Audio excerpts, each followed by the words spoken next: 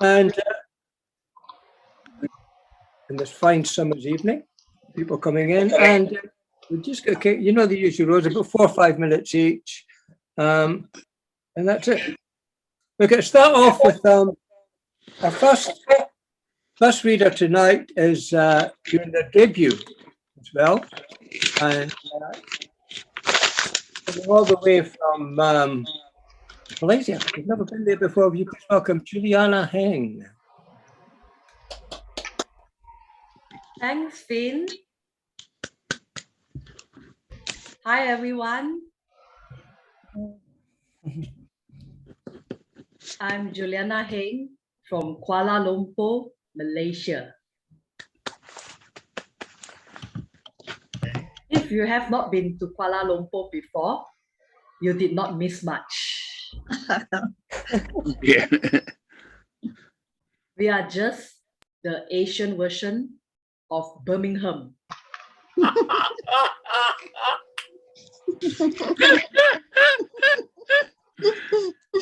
That good, eh? I told this joke at UK immigration. I have autism. Autism happens when one part of the brain grows faster than others. For me, it's my forehead.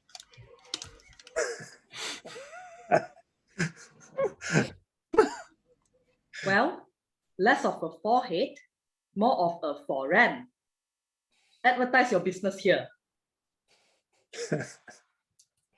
I'm serious. I'm a comedian and I need cash.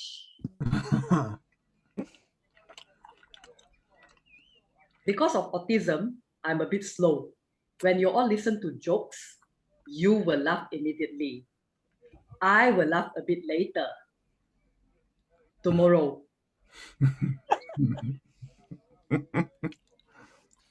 If you aren't laughing right now, don't worry. You are just like me. This reminds me of American former President Donald Trump. Every time a reporter asked him a question, he only tweeted a reply at 3 a.m.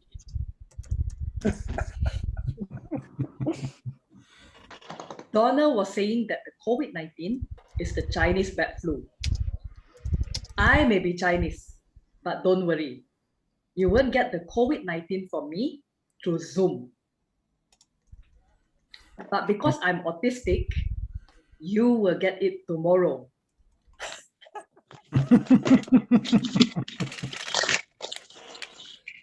Speaking about laughter, according to laughteronlineuniversity.com, there are 15 types of laughter, ranging from the softest to the loudest. As an autistic, I can only pick up 3 types of laughter. The first one goes like this. Ha ha ha ha. That is the real laughter. The second one goes like this. It's the polite laughter, which means you suck. Oh. And I pity you. And the third type goes like this. It's the laughter of UK immigration. No immigration officer is injured at the making of this joke. We hope. So being autistic is so valuable that Elon Musk wants a stake in it. I identify as gender fluid non-binary, which means sometimes I feel like a woman, sometimes I feel like a martini. People ask me, Juliana, which toilet do you use, male or female? Good question. Obviously, the cleaner one. My mom loves like a vending machine. So to get her love, you have to keep adding coins, keep inserting coins. My dad has inserted a lot. He has inserted his manhood, mansion, and pension. and still did not get love. So that is divorcing my mom. He does not have a girlfriend, but told me he has a type. It's weird knowing that your dad has a type. It's even weirder to know that that type is the same as mine. We like the same type of woman, which is anyone except my mom.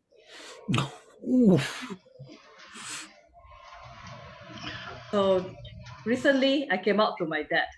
Pa, I like women. My dad told me, Juliana, you are only into women because you met too many shitty men. And I said, Pa, you are right.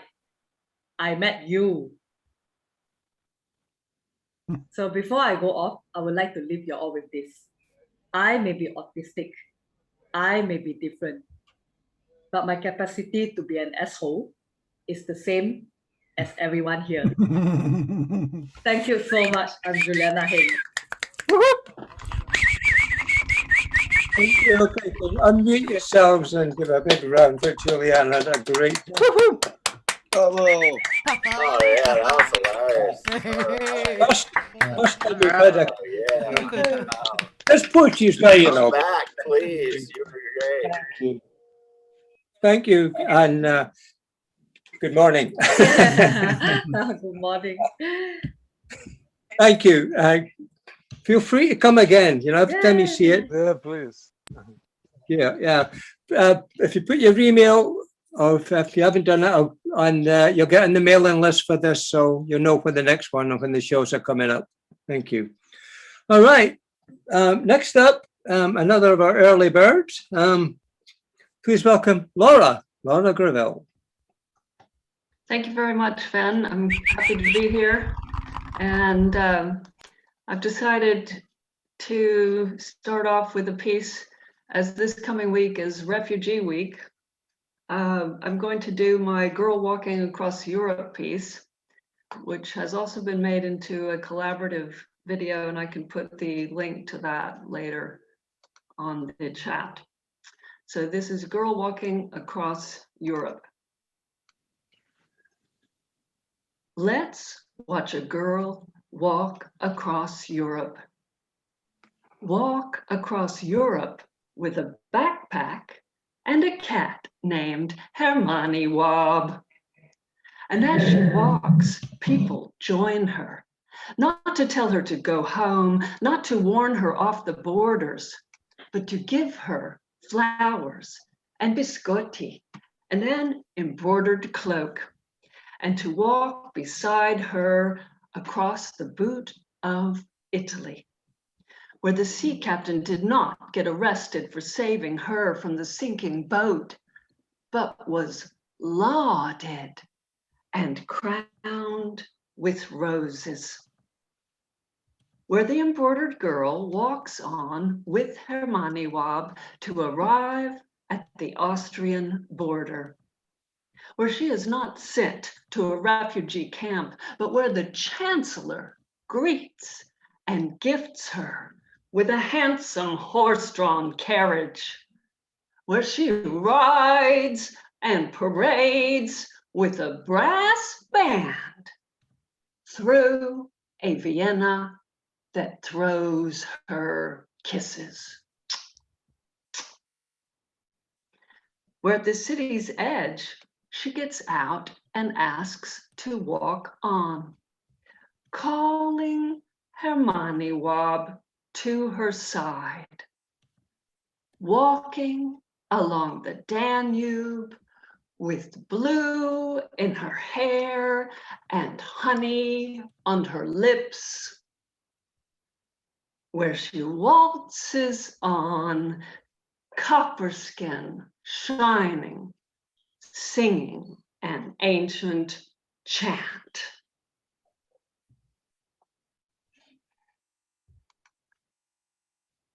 Thank you very much.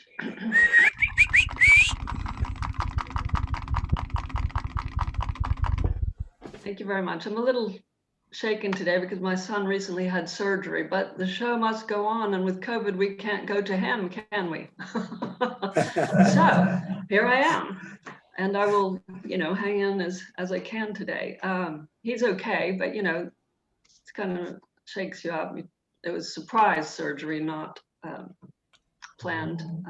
Not that that's more cheerful necessarily. Okay, so as I said, I'll put the link later for the collaborative video of that with 17 East Midlands United Kingdom poets. It's really lovely, and these people did wonderful work to put this together. So I hope you might check that out. The next piece is I'm going to do is in memory of George Floyd, as we recently had the 1-year anniversary of his murder. And sorry, I'm going to try to be organized. I'm obviously a little jittery. This one is called People Are Looking. They just keep killing Black men. These self-appointed vigilantes and cops, killing men jogging down the street like Ahmaud Arbery, or men coming out of a shop like George Floyd. And the BLM started marching. And the Trump response sent an Armageddon of armored cops and henchmen to attack people who were not armored, who were protesting the murders of Black men. A Star Wars attack on regular people. And the protesters march wearing COVID masks, march those streets through smoke and tear gas, and the robotic cops bear down, brutalize. And my mind races to find the puzzle pieces because I seem to have missed something. 1968. I am 7. I walk into a church in East Austin with my mother, my brother, sister. Moselle, who cleans our house and takes care of us kids, invited us to her daughter's wedding. And when we walk in and walk down the aisle and sit down, my heart begins to thud because people are looking, then not looking at us. We are the only white people there. 1988. I am 27. I walk into a church for the wedding of Sarah. She is a friend, a co-worker, a fellow accountant at the state auditor's office. And when I walk in and walk down the aisle and sit down, my heart begins to thud because something is similar, something is wrong. People are looking, then not looking at us. We're the only white people there. 2020. And my mind races to find the puzzle pieces as a despot's robot army marches on people who are protesting the murders of men, murders because of the color of their skin. An obscene scene of spleen sent by a president who is more mean than man, sending a smoke screen to make a show that is the only way he knows.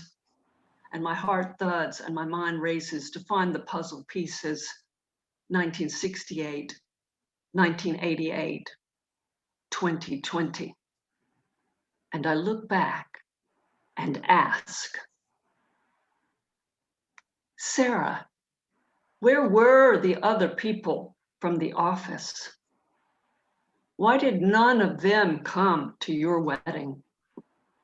During work days, we all worked together. During lunches, we ate out together. During out-of-town audits, we traveled together. My God, Sarah. I remember back then, I heard 1 or 2 excuses, busy, kids. But most had no kids. Most of our co-workers were single and white. Oh, Sarah, how blind have I been?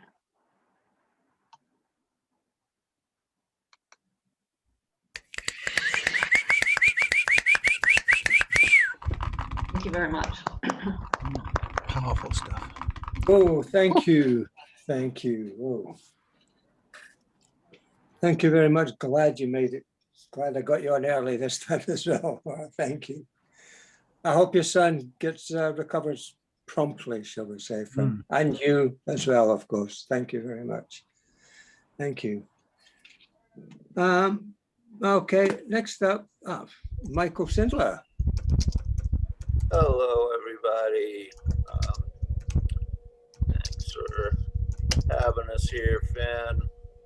Always a good time. I'm going to start with one about my cousin who was an immigrant and amazing, amazing woman. It's called Walking with Mina. Around the block from the red house, she holding my tiny hand lightly, loosely, so petite herself, she barely needed to bend to look into my 5-year-old eyes. Kneeling by my side, pointing out what some would call weeds and brambles, but she saw as wonders. Picking a tiny blossom, laying it flat in my smooth skinned palm. Pulling twigs and dry grass together, punctuated with petals, pine straw, and bark on the sandy Carolina soil, arranging them to form a tiny path, a rooftop, tree cover, and clouds, a fragile landscape, just like in her paintings. Subtle watercolor strokes merged with pasted fragments of flora, combined to make magical miniature tableaus, mirth, earth, and phantasm, the most common elements oft overlooked, transformed, the makings of most marvelous inventions. Perhaps there was a touch of the magpie about her, eye attuned to treasure lost in plain sight, nothing miserly, instead thriftful and resourceful, powered by recumbent imagination, careful observation, surrealist scenarios full of luck and pluck, flat, silent spaces of pure zen.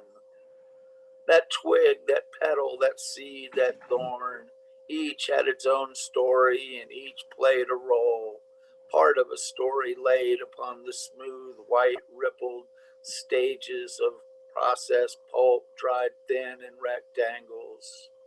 No thing, no matter how small or seemingly inconsequential or insubstantial, is without worth, without means to bring meaning to moment.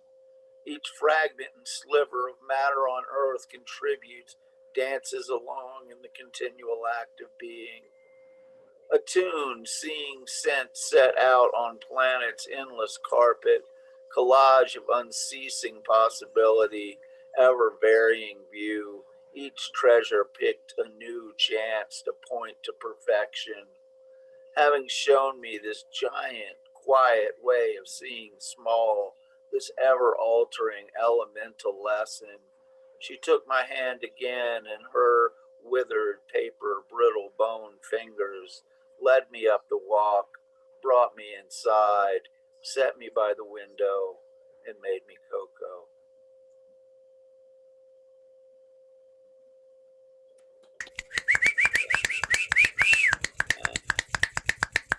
Do a couple little shorties here. This one is called Tides. The moon is a puffed face, craggy surface pocked with gray acne scars. It frowns at the earth, not knowing its own beauty, not knowing lovers see only its shining silver surface, pushed by its gravity into embraces, faces flushed pink, suspended in close orbit around synchronous hearts. The moon looks down, jealous of lovers, longing to kiss the earth, showing its better half, shrouding the other. Holding back, it pulls with its want, tides of planetary desire. And I'll do one more. This is kind of a little on the sing-songy side, but I sort of wrote it for this month is celebration of pride. It's called Your Singular Spark. Not an accident of birth or fate, not someone to fear or hate. You're just what you're supposed to be, even if it isn't what others see. Urges felt at first not understood from the beginning of childhood, or sweet and beautiful and right, should not be hidden out of sight. How you think or talk or act or dress does not make your love any less. What counts is to be yourself. You can't live for someone else to tell you what is wrong, right or wrong. They can't hear your inner song that knows from the first bar, he, she, they. Friends and allies understand all are okay. Won't judge with biased minds or hearts if you transition genders, body parts. We will not leave you in the dark. We will treasure your singular spark. Okay, thank you all very much. Woohoo!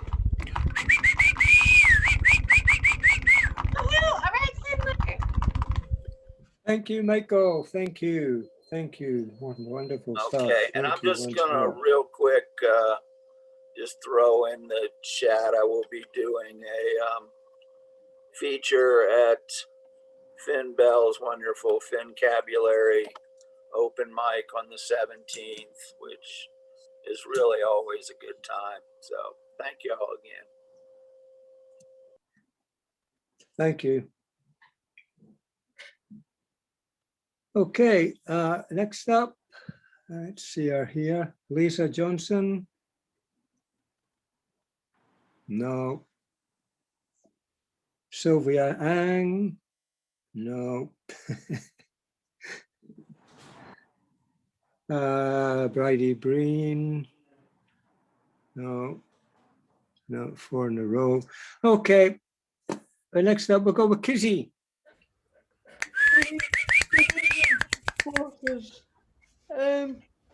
First off, 2 apologies. The first one being, I'm gonna do a poem that I've done 2 times already this weekend. So if you see me at all this weekend, you have probably heard it. But if you would like to go and get a cup of tea, I won't be offended. Also, I'm really tired and really sunburnt, so I won't be hanging around for a long time. So if I miss you, I'm sorry. But like Michael's piece, this poem celebrates, or I suppose doesn't celebrate, pride. Let me start this poem by wishing you a happy Pride. Now, if you're expecting an optimistic verse, believe me, I've tried. I've tried to write about the rainbows and riots in a regular rhyme, in a regular rhythm, with the expected elected tone. But I can't. And to understand why, you need to understand my cluttered kitchen cupboard conscience.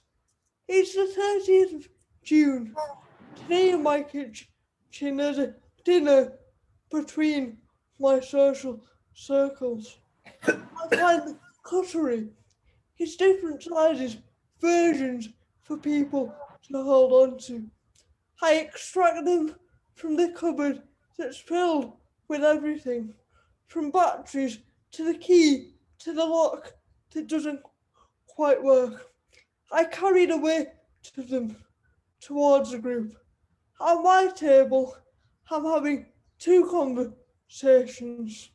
The one I'm having here inside this poem, honest, open, and the one that's a little likelier in my lived experience, loud but lacking truth. You're both talking over each other.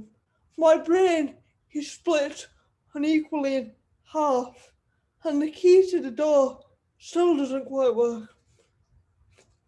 The TV flashes in the corner with pictures of pride, reminding me of my lack of. The dinner finishes and it's time to wash up. I turn on the tap. The metal is cold. It shocks me into a state of discomfort and puts me on guard. And then the water begins to flow. Suppressed thoughts seep into my skin. The safety tested bubbles pop one at a time, and as they do, the memories begin to flow, carrying me away from calm and confidence. I sink back into self-interrogation. Let the liquid liquidate my trust in my identity, narrowly avoiding the plug hole of perfectionism that, that leads to the drain of indecision. I'm so in my head, I haven't even noticed the water is burning me. But other people have, and they're asking questions, and so am I, again. I brush it off and finally get them to leave. I see a smile into sight and slam the door, run to the kitchen and run my hands across the counters. I notice that some of the water has spilt out, memories staining slurs onto granite. I lick my thumb and wipe manically. No luck. I panic. Grab a pride flag and use that. It makes it worse. Bold it even. I can never get rid of these. They will always be here. So I'll just cover it over with multicoloured printed polyester. I sit alone at the table and think for as long as I can tolerate, then a bit more. And as the calendar flips over to July, I get up, grab the cutlery, I drag the TV, detach the faucet and pick up the flag, take them to the cupboard and bundle them in. I then take out the faulty key, walk to the door and try the lock. It works. I leave. I will have to tidy up in here every so often, but I won't have to eat dinner again until next June. So I can't wish you a happy Pride. And now you understand why. Now you understand my cluttered kitchen cupboard conscience. Thank you. Woo-hoo!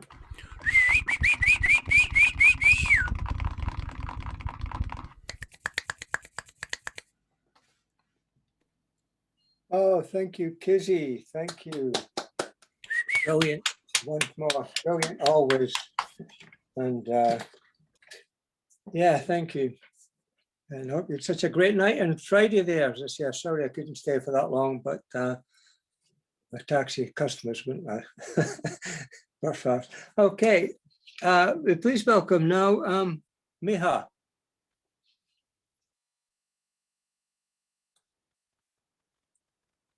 You're muted.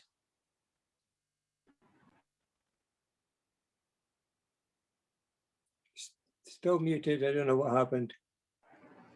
Can you That's hear it. me now? Yeah, that's it. Thank you. Okay. Okay. Well, we're at the start of the monsoon here in India. And so I'm going to read a poem which was written some years ago. It's a monsoon poem, but it's kind of allegorical also about a relationship. Monsoon. Waves woo wall incessantly, transcending height and strength, to kiss the air and wet white cement. Wall stands upright, unfeeling, unmoving. Unwanted, the tide recedes. Angry wave flings crab on rock. With the next one, he swims away. Crab clings to perpendicular rock, refusing to drown in the tide. Cloud spits on upturned face. Sea breeze erases the insult. Garbage swallowing monster sea spits stinking salt spray on stinging cheeks. Salt remains when seawater flies to the sun. Give up the struggle. Bow to the wish of the wind. Allow hair to veil face with black lace. Thank you.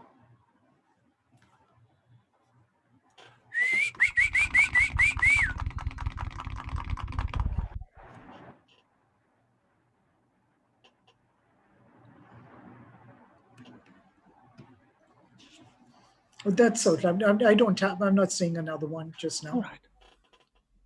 Thanks.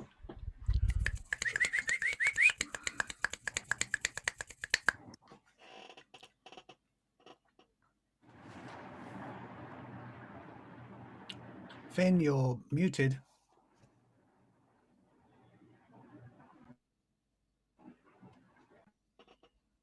Finn, you're muted at the moment. Yeah, okay, thank you very much. Sorry, I'm muted. Thank you. We please welcome now across the Atlantic, please, for Amy Hoskins. Thank you.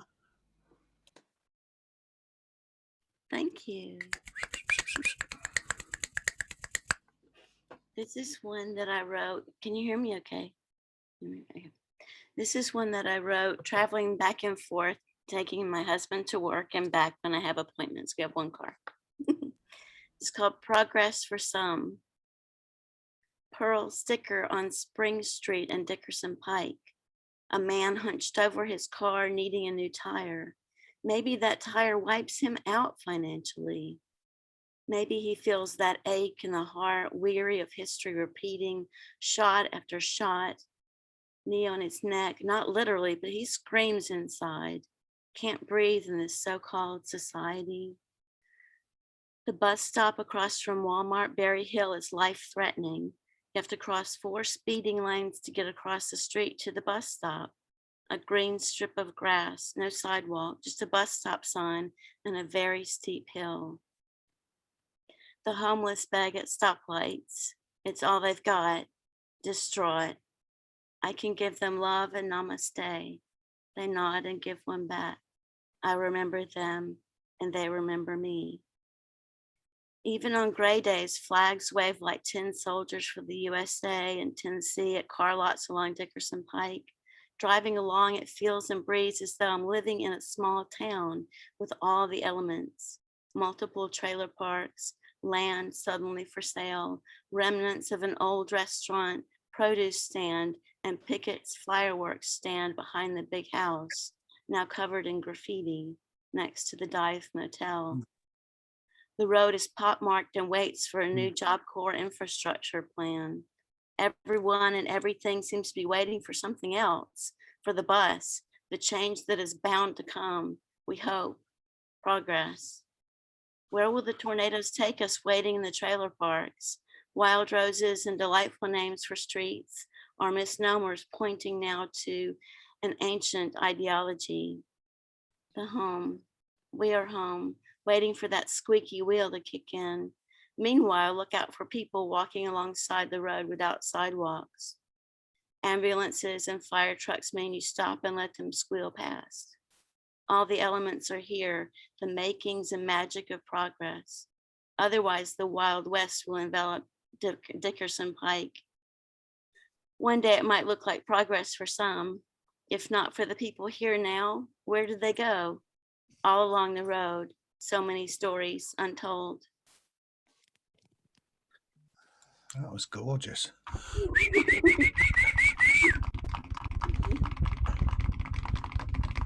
Oh, that's really sweet. It Thank was you. like in 3D. It was wonderful. Thank you. I'm gonna post my open mic in the chat if that's okay. And also my website. Thank you. Thank you. Thank you, Amy. Right, next up, sorry, he's going to go, so we're squeezing him in next. You please welcome Xavier. Thank you very much for having me again. Let me move this, and I'm sorry that always I'm in a rush to go back to work, but at the minute life is like this. Today I got up a bit shocked because I dreamt about seagulls. I don't know why. And I'm going to read a poem that I wrote some time ago, and it's been shortlisted for some anthology. And see if I get this. That is called The Last Seagull. So I'll do it first in Catalan and then in English, and see how it goes. L'última gavina. Vull fugir del meu món. L'oceà no enlluerna cors. Les muntanyes fumeixen la mort.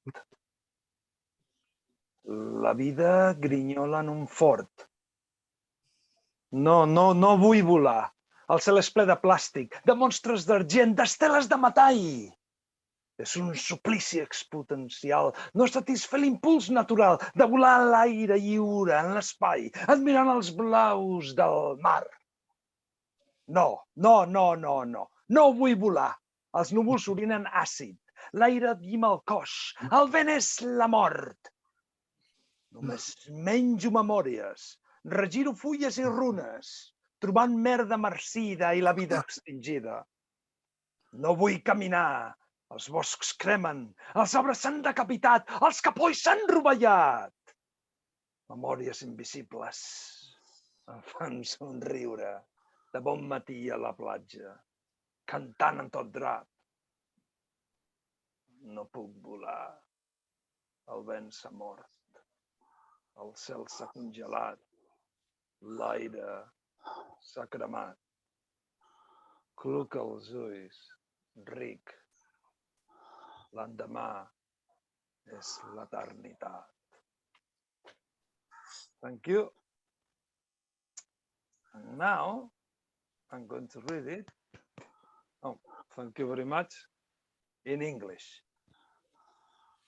The last seagull. I want to run away from my world. The ocean does not dazzle hearts. The mountains smoke death. Life squeaks in a fort. I don't want to fly. The sky is full of plastic, of silver monsters, of metal stellae.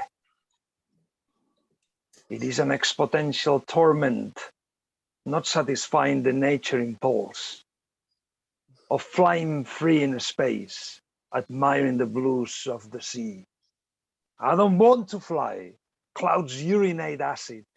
The air files your body. The wind is death. I only eat memories. I turn leaves and ruins, finding withered shit and extinct life. I don't want to walk.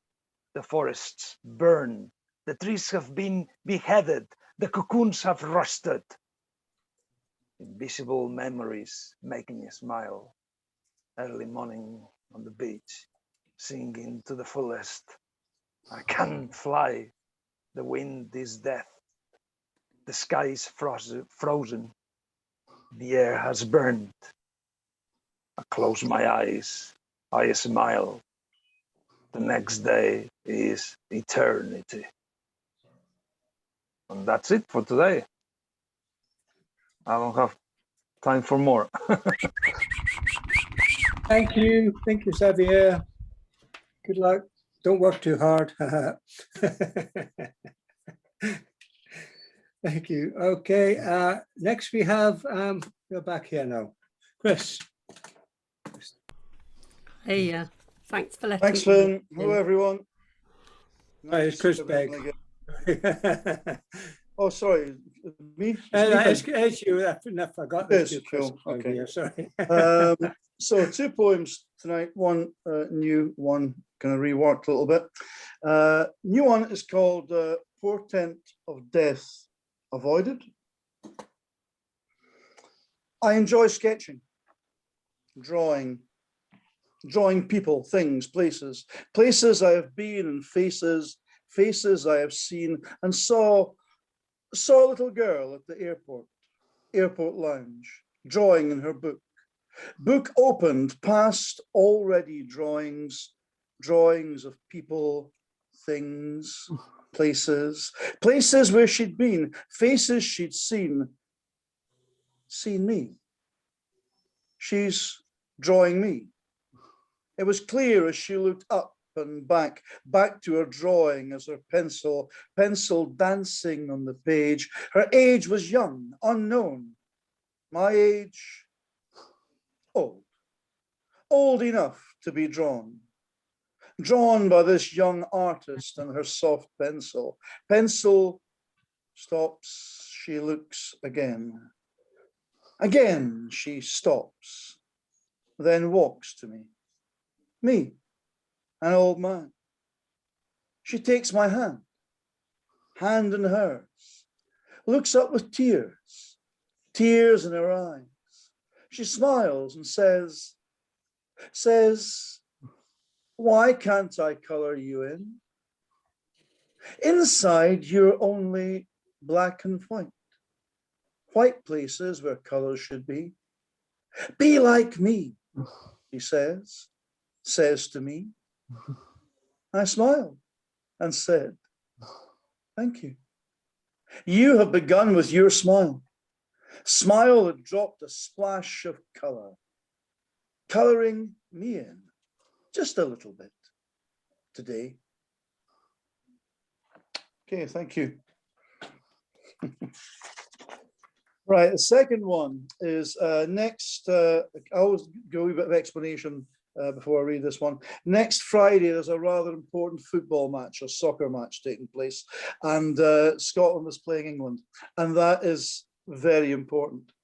In this poem, 2 references I'll explain for our friends across the water and those who are not Scottish. One is, I'll refer to the Archie Gemmell goal, which is probably the greatest goal ever scored in a World Cup and scored by a Scot. And all nations would call themselves God's children. In Scotland, we call ourselves Jock Tamson's bairns. It's called Scottish. What is it that makes me Scottish? Is it because it's the land of my birth, the place I've been brought up in that gives me my worth? Is it the smell of fried, battered fish that fills my mouth? Or is it that I'm just not a great fan of going south? Is it the sound of the pibroch that touches my soul? My fists clench in pride at the Archie Gemmell goal. Is it my pride in my country's creations, the artists and inventors that help build a nation? Is it the mountains with deep crags and cairns that make me be proud to be one of Jock Tamson's bairns? What is it about this that fills me with pride, that makes me stand straight and feel good inside? No, it's not wee tartan trinkets or Nessie stuffed dolls. It's the fact that my country is a country for all. Be you Muslim or Sikh, black, white, strong or weak. Oh yes, there are bigots in every town, but in this land, my land, they get shouted down. It's knowing that however low I might land, I will always find here a strong helping hand. I know what it is that allows me to stand free. It's the pride when I look at the world that I see, to extend my hand with the strength of my land, to say I know who I am and who I am not, to look the world in the eye and say, I'm a Scot. Right, thank you very much. Thank you. I knew you'd appreciate that one, Finn. Thank you. Okay, that's me for tonight. Thank you. Thanks very much, Chris. Thank you. Again, always a pleasure. Thank you, Finn. Always a pleasure. All right. Next up was going to be Colin Metcalf, which hasn't appeared. So our first reserve, Ken. Take it away, Ken Cumberland.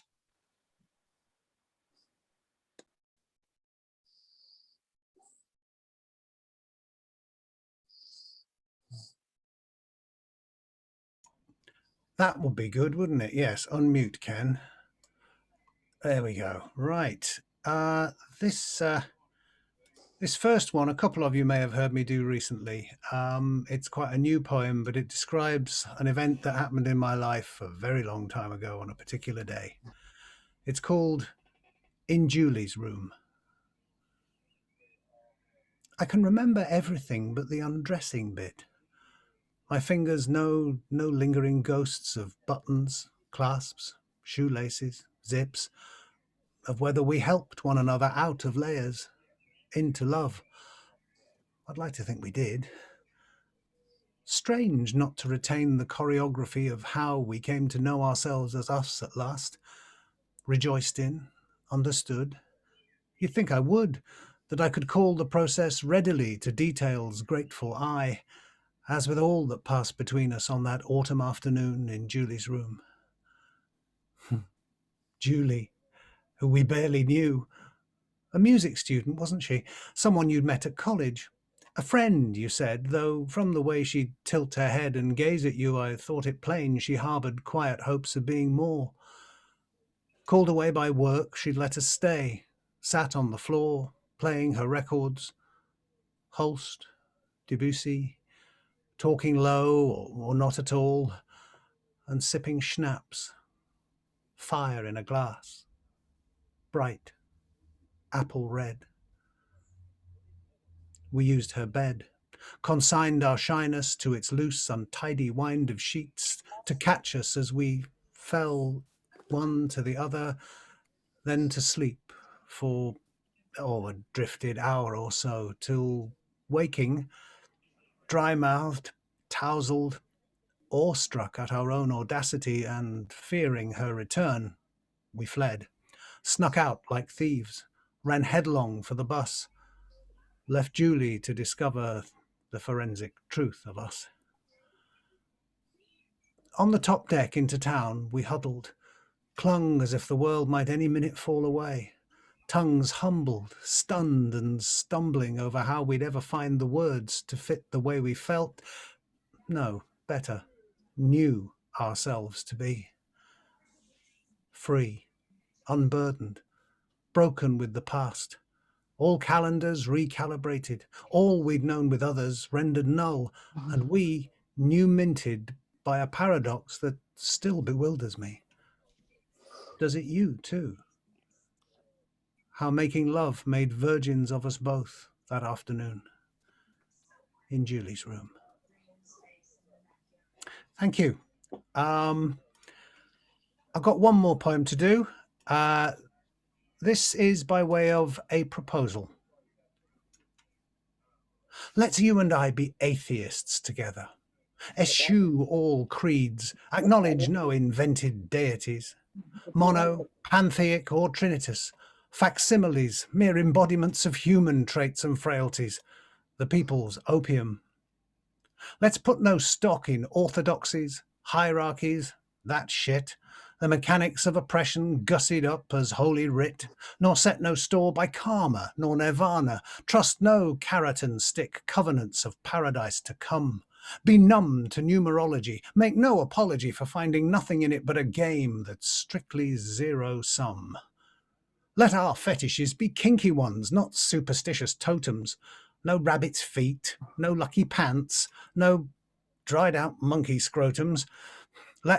We will give short shrift to animistic talismans and shamans, respect no demonologies, well, maybe Neil Gaiman's, invest no supernatural heft in any natural creature, and live free, parsnips unbuttered by the utterance of guru, priest or preacher. And before he gets too cocky counting chickens, Dawkins, that list includes you. If not, then what else should we do? Waste our time on purgatory and limbo? Thanks, but no. Strive to rise through 7 or more multi-level heavens. That can go. I want a life finite and precious, then oblivion, not bloody Nintendo.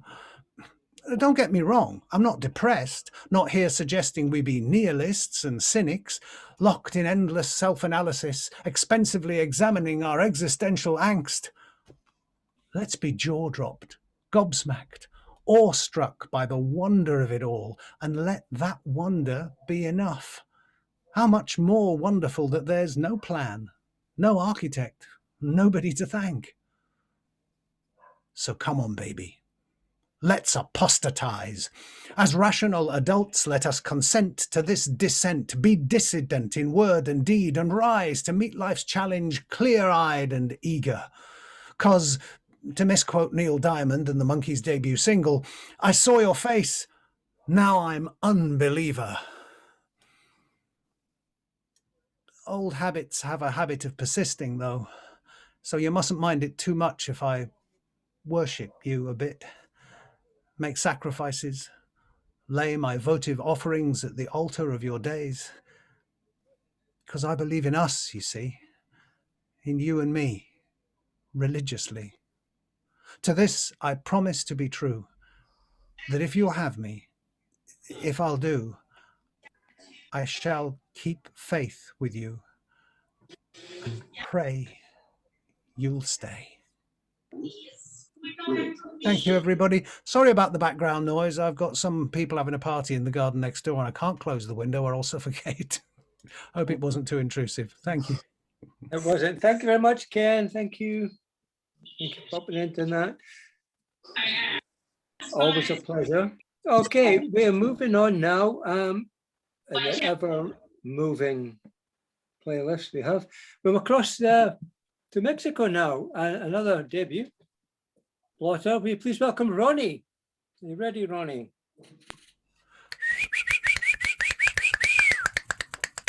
Hi, everyone.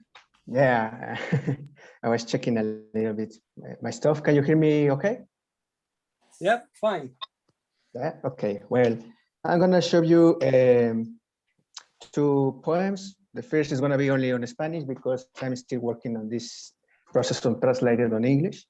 And the second is going to be part English, part Spanish. So the first text, the first poem, it's about my grandma and my culture, because my grandma is part of this native culture before colonization. And I want to talk about my grandma, that she took care of me when I was a baby. So here we go. Soy un hijo de la tierra, llevado a la migración. Aún con ello este corazón en tristezas nos encierra y no se desprende la tierra que lo envuelve, que lo abraza. Ni de manos ni de abuelos la enseñanza. La vida hay que labrar. Por eso cuando labro este hablar, sé que voy camino a casa. Porque yo soy un niño masa, retoño de ese amor que mi madre y abuela pusieron en una siembra. Y de una de esas semillas de maíz que pusieron en la tierra, un día yo nací. Y mi primer llanto de vida tenía raíz de montaña. Yo fui criado por esas manos que arrullan y que tomaban el amor en el comal para crear mi ixtamal. Yo fui criado por esas manos que aman y que aman a más y a más sabas. y amasaban el amor. Yo soy un niño más. Thank you. And my second text is about taco. The first part is going to be on Spanish. The second is going to be a little bit on English that I really have worked in the translation. And here we go. Sabe, la vida va, la vida viene. Le tiene, me tiene, nos mueve y a veces sabe como a fruta. Porque la vida no espera, la vida solo pasa. Pero si la vida va, viene y le tiene y me tiene y nos mueve, hoy la vida sabe a taco, porque está contigo, está conmigo, está con entender lo adolorido y está con abrazar lo amoroso. Dicen que no está como para jugarle al vivo. Dicen que no está con segundos intentos. Dicen que no está como para ver el vaso medio vacío, el vaso medio lleno. El verdadero problema existencial es un vaso de agua costando 15 pesos. Pero si la vida va y viene, faltan las salsas. Y están las salsas a los impuestos, las salsas a la violencia, las salsas a la desigualdad. Pero yo a mi taco le pongo las salsas de amor, las salsas de sueños, las salsas de que todos merecemos más. Te quiero. Pero soy de Puebla donde están las semitas. Por eso digo que se emita un alto a la idea de invadir pueblos por recursos, que se emita una voz de compañerismo, que se emita el afrontar de frente a los problemas. La vida va, la vida viene, me tiene, nos mueve. Y a veces sabe como que algo anda mal, o quizás sabe a que todo está mal. Today I want to talk about taco, because today I want to talk about Mexico, about what I think about my own country and what other people think about my country. Because when I have talked with another people out of Mexico, taco is always the reference. People know about Mexico because of taco. And let me tell you about taco. It's not so big deal. Taco is something that you eat when you have to spend a good time with your family. Taco is something that you eat after a good night of party with your friends, or you eat before a big party at the night with your friends. Taco is something that you eat when you don't have so much money and you want to eat something great.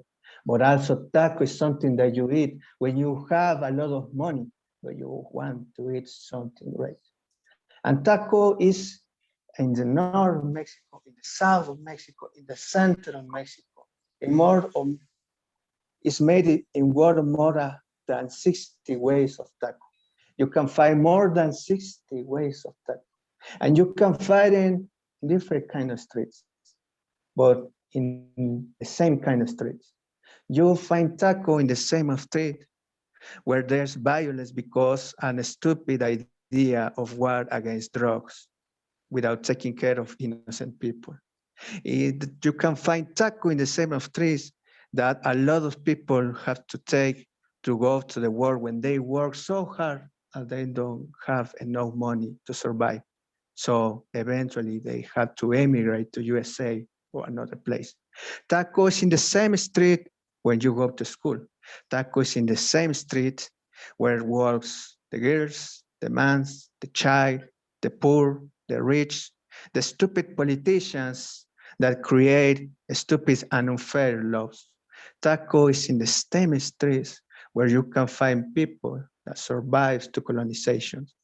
Taco is not so big deal. When you have proof taco, and when I'm talking that if you have proof a real taco, I'm not talking about an exact recipe, an exact ingredient. When I'm talking about taco, I'm talking about an identity. When I'm talking about taco, I'm talking, for example, like Dia de los Muertos, the Death's Day. I'm talking about this culture that survived to this awful colonization. And with the time, they still create their own identity. Taco is not so big deal. Taco is something that when you eat, you know that you are in Mexico, even if you are not in Mexico. Taco is not so big deal. Taco is just something that you can use to know where are you from. Thank you. That's Oh. beautiful, beautiful. Thank you, Ronnie. We're all hungry now. Go make a taco. And I put it in the chat. You should try. You should try. I guess there's taco in a lot of countries out of Mexico. So yeah, try it. Try it. I had tacos last Tuesday. Did not because it was Taco Tuesday. It was just coincidental. That's great. That's great. Thank you, gracias. Thanks for coming along. Please come back anytime. So thank you. Yeah, of course. Thank you by the invitation, and it's really great meet you, everyone. Thank you, Ronnie. Cheers. But any, your Insta pages are usual in the chat, and I guarantee you'll be inundated. But thank you anyway. Thank you. Yeah, sure. Moving up the Americas now, Jeff Cottrell. Okay, this is called Vanilla Ice Cream People. From the makers of vanilla ice cream, we now bring you Vanilla Ice Cream People. You find them in all the monster malls and gated backyards, never leaving a location without a car. Vanilla Ice Cream People, the people who find butterscotch ripple too dark and dangerous. Ooh. The way great artists suffer for their visions, Vanilla Ice Cream People ache to achieve the perfect front lawn. When Vanilla Ice Cream People want to rock out, they blast the neighbors with Celine Dion and Barry Manilow. When Vanilla Ice Cream People want a fun night out, they shove the kids into the SUV and dash to Pickle Barrel and a softball game. When Vanilla Ice Cream People want a good laugh, they count on Garfield or an afternoon of Who's the Boss reruns. When Vanilla Ice Cream People want to improve their minds, they scan their bookshelves for the works of Anthony Robbins and Philip McGraw. Vanilla Ice Cream People dream vanilla ice cream dreams. One lady says, "Today I'm a sales rep, but if I apply myself and work hard and set clear goals and steel myself to face tough challenges, in a few years, why, I could be assistant to the manager. No, dare I say it, assistant manager." And one man says, "I'm so depressed, but I'll feel better after I buy that new waffle maker by Cuisinart." Vanilla Ice Cream People know how to make benign conversation that offends nobody. "How's it going?" And "Mondays, eh?" Or if they feel plucky, "You working hard or hardly working?" Ha ha! And Vanilla Ice Cream People have bedrock values. They know what is important in life. Like a 2-story house with a giant garage, housing at least 2 cars, and the sexiest lawnmower in the lane. And babies. Barrels and barrels of babies. And more babies. There can never be too many babies. Babies raised more by Disney and football than by their parents, who just pay for swimming and piano lessons. Babies who eat vanilla ice cream or plain chips for every dessert and never question the meaning of it all, and then grow up to be the next generation of Vanilla Ice Cream People. Vanilla Ice Cream People who would rather die than give Neapolitan a fair try. So that was that one, and if I have time for another one, another new shit. This is called Salesman. "Good morning, Mr. Heath. So glad you could make time to see me today. You're one of my favorite customers. How's everything at Heath Widgets Inc.? Good, good. Selling a lot of widgets, bringing in the profits.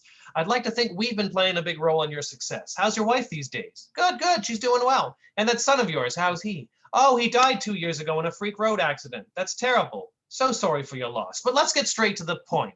Kicknuts Industries always has the best interests of you and your business top of mind. I see that your Kicknuts contract is due for renewal, so I'd like to take a quick review of your account. I see you've been on the Kicknuts Silver program, which entitles you to receive 2 kicks in the nuts every business day for a full year. The annual price of the Silver program has increased to $799 plus taxes. It's our most popular program, so I'm going to go ahead and confirm your renewal right now. What's that? You don't want to renew the Silver program. You don't think it's justifying the cost. Listen, I get that you want to see monetary results right away, but I've told you the KickNuts solution doesn't work like that. It's not like buying widgets where you pay the money and you get the widget right in your hand. With KickNuts Industries, we help you build brand awareness in your market, which leads to higher revenue and increased profit. That's not a quick fix. It's a process that takes time. But I'll tell you what, have you thought about upgrading to our Gold program? The Gold program entitles you to receive 4 kicks in the nuts every business day for a full year. And as it happens, we've got a special on right now for the Gold program. You can have it for only $1,599 plus taxes. It's a steal, Mr. Heath. So I'm going to go ahead and confirm your upgrade right now. What's that? You don't want to upgrade to the Gold program.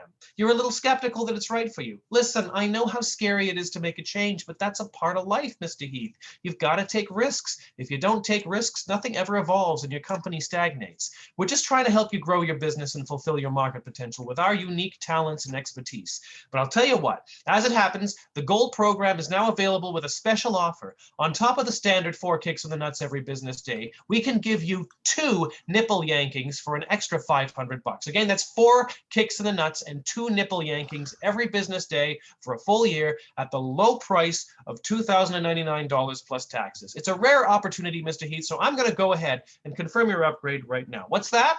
You don't want to upgrade to the Gold program with extra benefits. Well, I don't know what to tell you, Mr. Heath. I'm giving you the best of the best that KickNuts Industries has to offer. I'm giving you the kind of value added that Fortune 500 companies would kill for.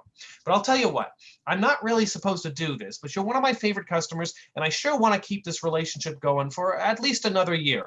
What I can do is arrange things down at the office so that you get our services exclusively from our finest nut kicker, Sal. I'm telling you, Sal's been in the nut kicking business for more than 30 years, and he trained with the master nut kickers in Europe and Asia. I put my complete faith in Sal. On top of that, I can offer you free courtside seats to that big basketball playoff game happening next Saturday. Ah, you like sports. I should have known. Lots of people like sports. Well, maybe there's more sports where that came from, Mr. Heath. So I'm going to go ahead and confirm your upgrade right now. 4 kicks in the nuts and 2 nipple yankings every business day for a full year, all from my guy Sal, and lots of sports tickets too, all for the unbeatable price of $3,099 plus taxes. Just sign the contract here. Beautiful. I look forward to our continued working relationship, Mr. Heath. My best wishes for your wife and your son. Good luck. So that was called Salesman, and my next Zoom gig is June 26th at Jackanory with Christine Hall and Pauline Seawards and an open mic. I'll just put the info in the chat. Woo, thank you, Jeff. Thank you. Goodness me, tacos, no ice cream. Who's going to bring the coffee next? Okay, thank you. Right, we're going to jump a little bit now back to Sylvia Ang, who's managed to get herself unlocked from a building and got her phone ready. Sylvia, take it away. Thank you, Finho, for giving me the opportunity and invite me to come to this event again. And I love everyone, and I got lots to learn from everyone. Free verse, open form of poetry in its modern form aroused through the French Desider form. It does not use consistent meter pattern, rhythm, rhyme, or and musical pattern. It does tend to follow the rhythm of natural speech. Wikipedia. I'm going to read a poetry that I wrote recently. It's called He's Into You. This poetry embraces a healthy couple relationship. He's into you. When he saw all your faults, turn it into positive attribute. When he asks questions about your hobby, try to take part and support you. Everything he do, he saw it as beauty and priority. He accept your past, welcome your present, and embrace your future. Next, I'm going to read another one called Saying Goodbye. This is a poetry artwork that epitomizes a moment of sadness in our life. We move on and become a better person. Saying Goodbye by Sylvia and Lei King. Your absence lessened my inspiration. I sensed the loss, but couldn't swallow my pride to call you. When you phoned, I left the phone ringing without picking up. I don't want to open up the wound and hurt each other. Saying goodbye is the hardest word. Next verse by Sylvia and Lei King. It's not how much we have that determine our self-worth. It's what we can give to others that bring a legacy.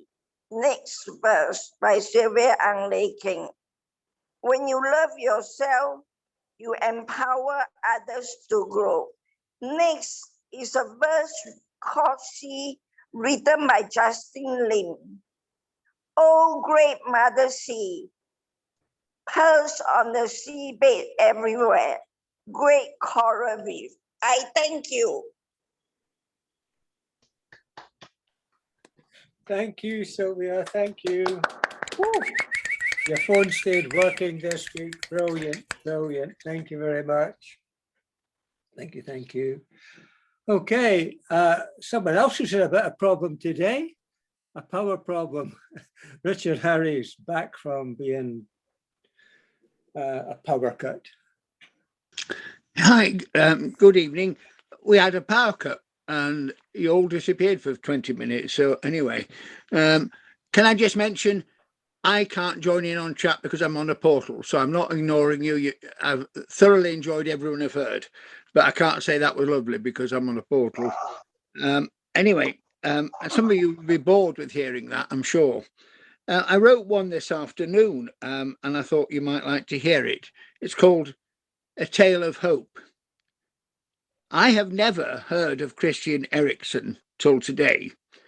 I was on a video chat with a friend and was talking away about this and that when his face changed. Anxiety and sadness was there, indeed, also fear.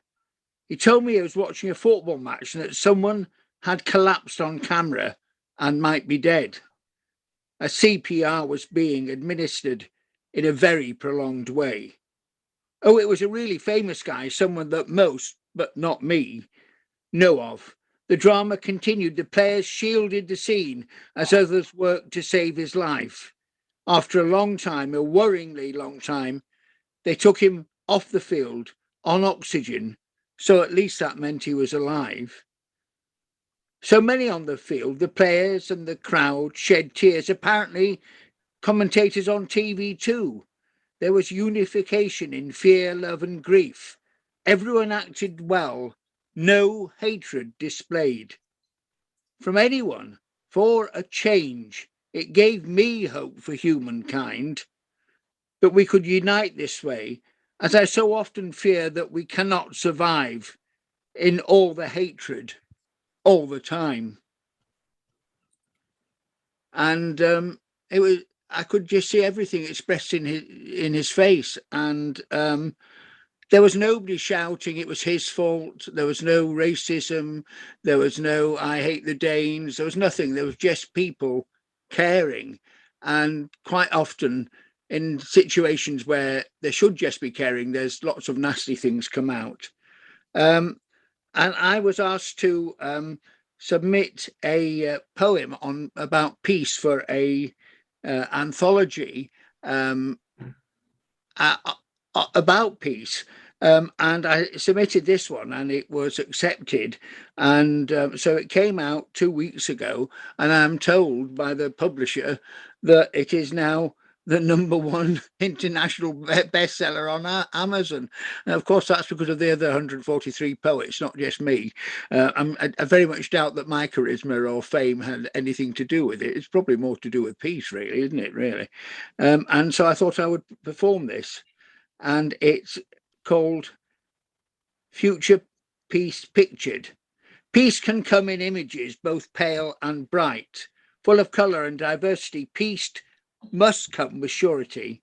Hate must now truly be destroyed, and inclusion flower and be deployed with strategies of universal, all-encompassing love and the expression of universal equality and hope from all around, and spring anew as a dove. Then every afflicted or conflicted person can cope.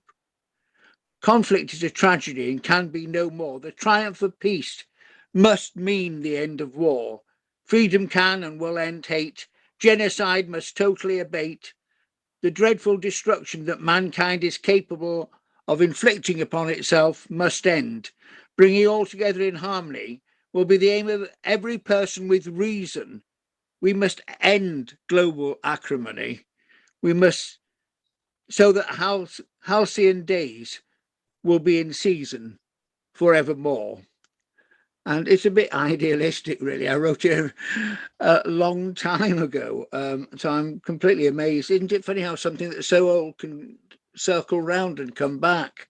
And then there is one that I have done like Izzy several times, and it will be rested shortly, but people seem to like this one. So I thought I'd finish with this, and it's called After Lockdown. After lockdown, after vaccination, he felt tired, disorientated. The pubs and cafes were open. He'd kept to the rules, thought he'd go into Hull. Walked around, saw the homeless shivering in doorways, even though it was now June. Saw the shops boarded up, the soup kitchens, the food banks waiting to open in the morning. How sad, how tragic. Into a pub, the lights warm, as was the welcome. Bought a pint, sat there feeling good. The chat all around him and the company after so long. People spoke, and then a girl. Well, a very pretty young girl. So sweet, lovely smile. Bought her a drink and then another. She'd had a vaccine and she should be safe. It was so long. Now steady, he's told himself, don't misread the signs. Then this lovely girl leaned over, leant over and kissed him. They really seemed to click. The chemistry was right. She asked him back for a coffee, and what a coffee. They made mad, passionate love. Desperate, so intense. He might just be falling in love. Sated, they slept well. Next morning, a real fresh coffee and hot buttered toast. Then the newspaper arrived. Of course, she got a newspaper delivered still. The Daily Mail. Headline about immigrants, and off she went ranting. He felt sick, physically sick. He had done the worst thing he could think of. He'd shagged a Tory. He had never left somewhere so fast. He actually ran. So there you go. And I've had wonderful reaction, and I did it on the one that my publisher does from York, and she was the next little square to me. And when I mentioned the Daily Mail, her jaw dropped. And then I thought she was going to fall off the chair when we got to the shagged a Tory line. So there you go. Anyway, thank you very much. Thank you, Richard. Yeah, I knew somebody would bring the coffee after the tacos or the ice cream. There we go. Oh, Buffet of poetry, yeah. Tips watching as well. Food for thought. Okay, well, next up we have wonderful, yeah, Jamie McCormack, followed by the daughter. No, turn the video off. I'm glad I'm not following Jamie.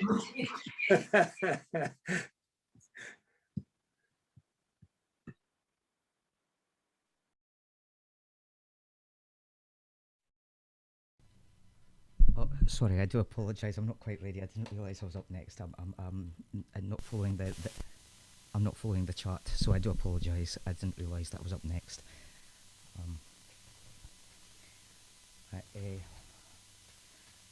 Oh, flip! Oh, I was going to do one on guitar. Oh, okay. Sorry.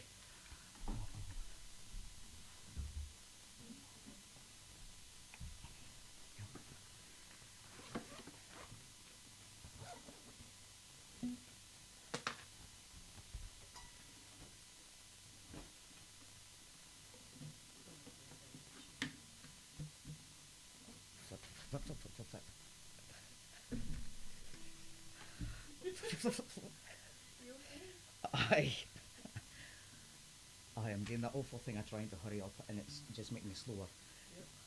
Right. Oh no, okay. Caitlin, do you want to go first? Do you want to go on and play keyboard, and then I'll do guitar, and that will give me a chance to tune up. Okay, sorry, change of plans, Vince. Sorry. Okay, well now I'm put on the spot, but at least I don't have to use a guitar. Hello everyone. My name's Caitlin. First time seeing a lot of you, first time a lot of you seeing me. I do mainly do music, and this is the first time I've ever been at a spoken word thing in general. Whilst watching you all, I got rather inspired and made a poem on the fly as I was listening to you all. So if the one I'm awaiting to read is crap, you know why.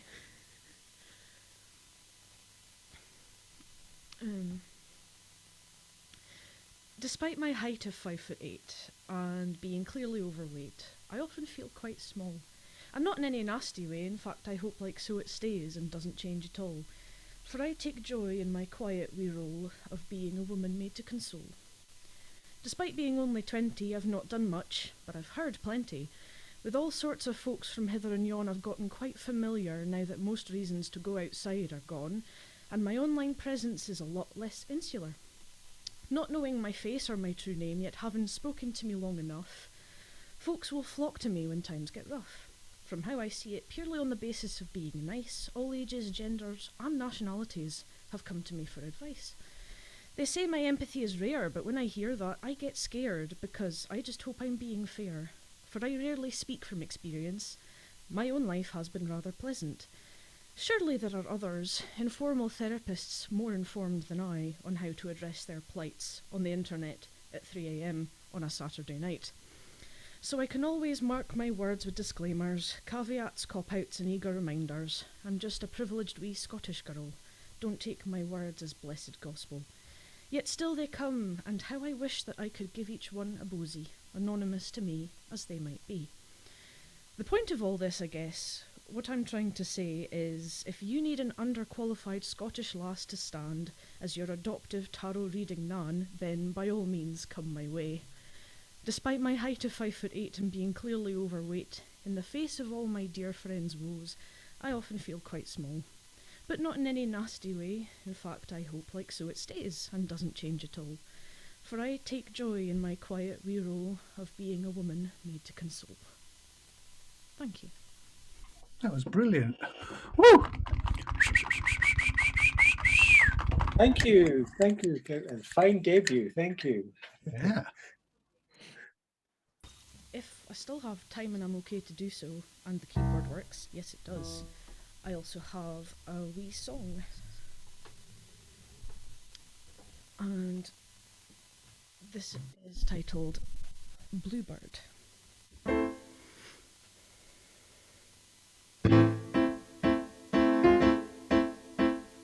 Whisper, whisper ever softly, said the crow. No one needs to know what you've done, despite not being really in it anymore. Everything you do's been done before. Sing evermore, said the bluebird. Sing and don't have a care. Sing evermore, said the bluebird.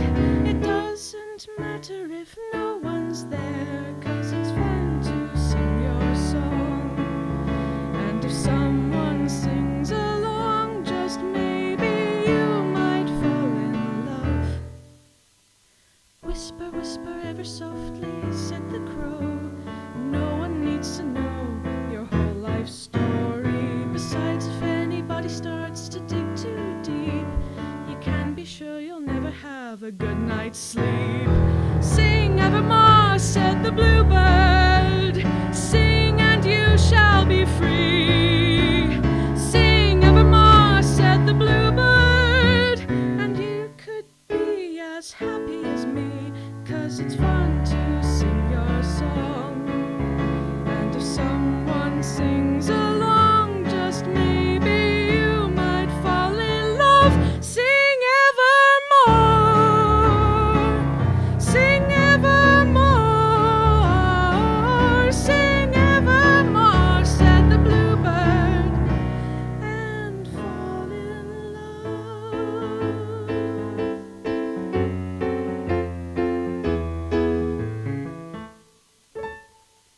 Woo!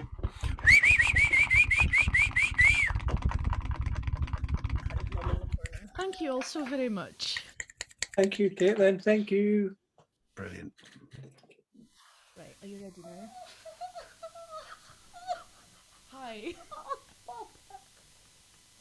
Rosies.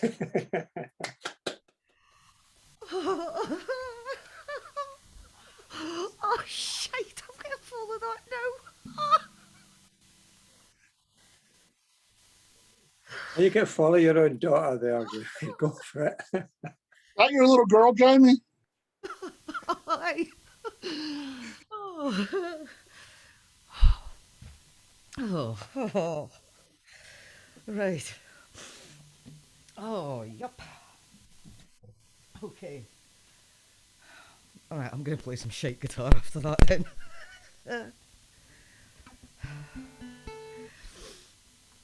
Right. As it's Pride Month, I'm going to play my coming out song. Let's just bring the curtain down.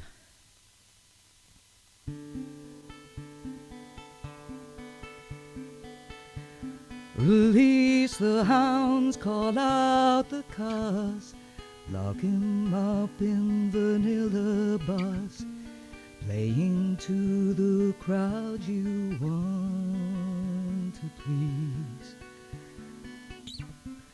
He must never be let loose, 'cause he's too big for the house, and he'd only ruin her cities.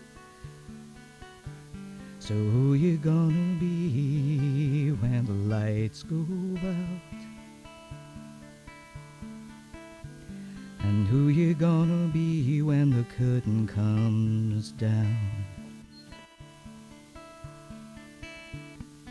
Cardboard boxes cannot hold all your stories left untold, all the secrets in your head.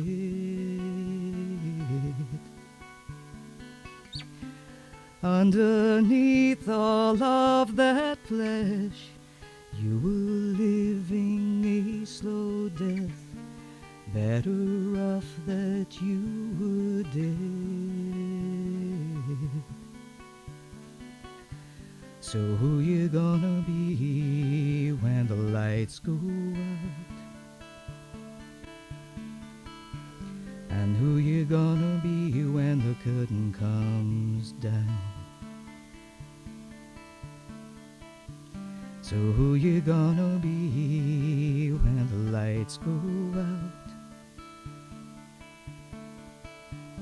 And who you gonna be when the curtain comes down?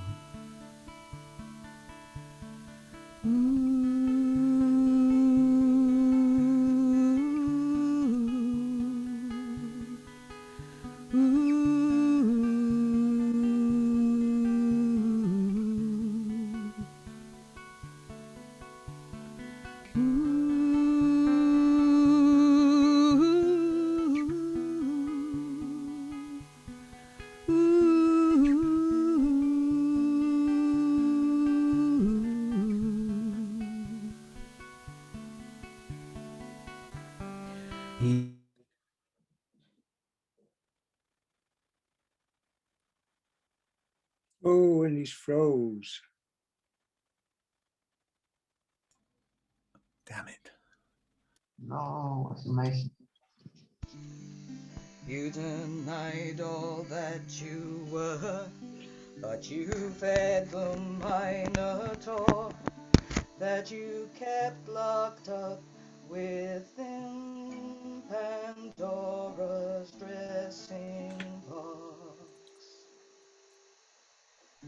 Are you so blind you cannot see that the man you want to be has been right here all along? Open up and let him out. Show the world what he's about. He has waited far too long. So who you gonna be when the lights go out? And who you gonna be when the curtain comes down? So who you gonna be when the lights go out? And who you gonna be when the curtain comes down? So who you gonna be? What is there left when the lights go out? And who you gonna be when the curtain comes down, down, down, down? Who you gonna be? What is there left when the lights go out? Who you gonna be when the curtain comes down, down, down, down? Bring it down, down, down. Bring the curtain down, down, down. Bring the curtain down, down, down.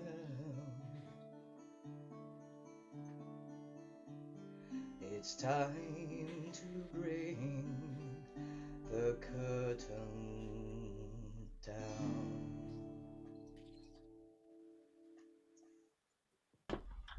Woohoo!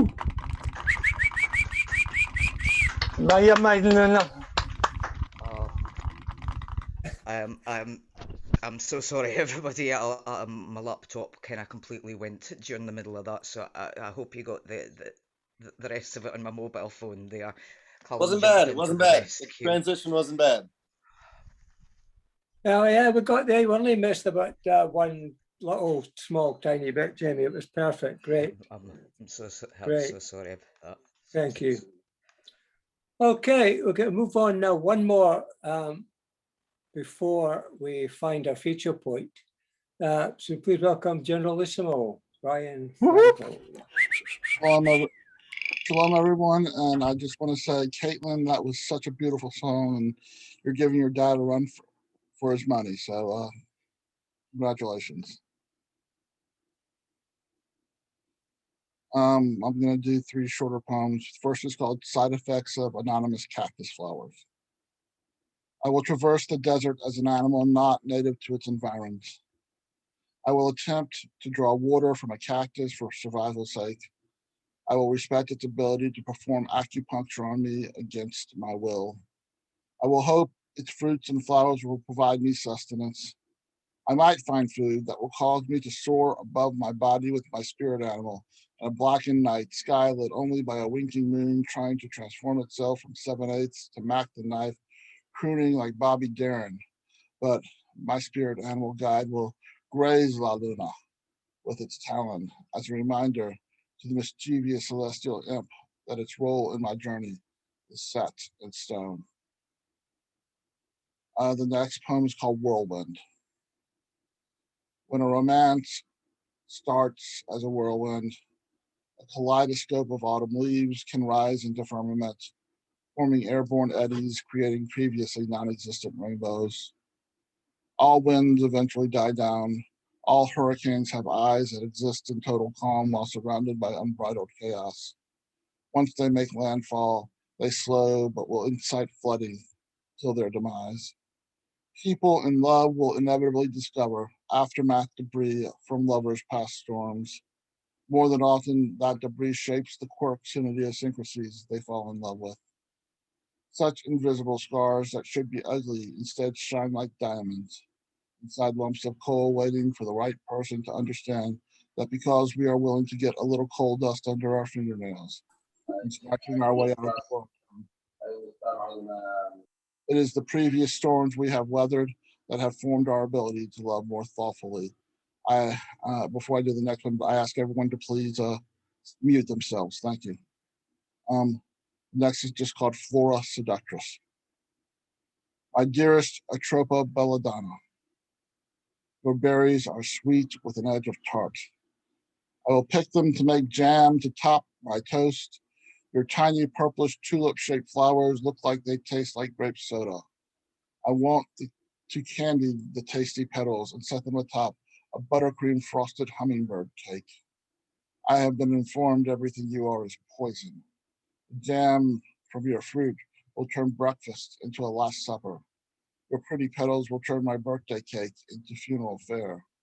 I'm seduced by your sweet appearance and innocent disposition. You may just be the death of me. Gracias, everyone. Thank you, Brian. Thank you. Wonderful. See you as always, Thank you very much. All right. We now come to the sort of midway part of the evening where we have our feature point. Nervously getting ourselves all ready here. Would you please unmute yourselves and give a big welcome to Juanita Rea. Oh, Juanita. Only one there. Only one there.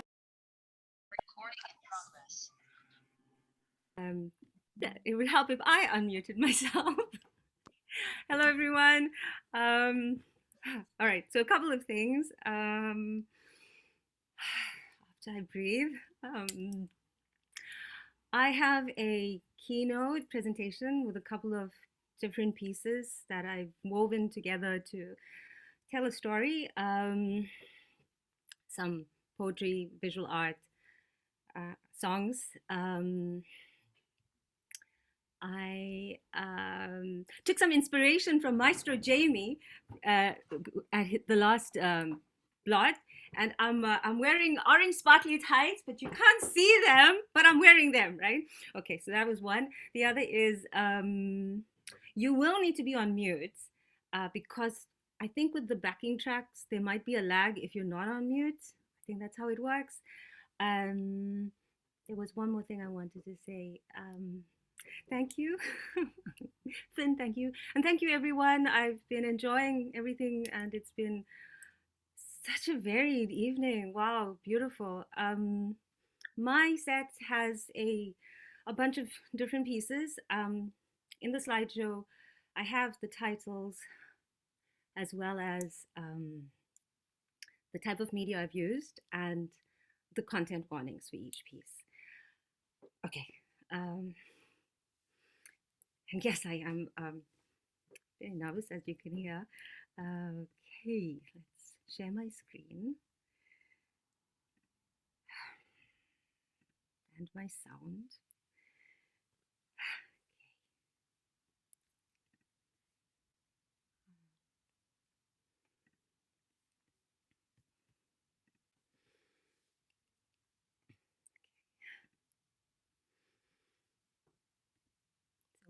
Meeting Loathing with Love, a multimedia journey that will hopefully break your heart open to your own truths as they have broken mine open to mine. Rebirth.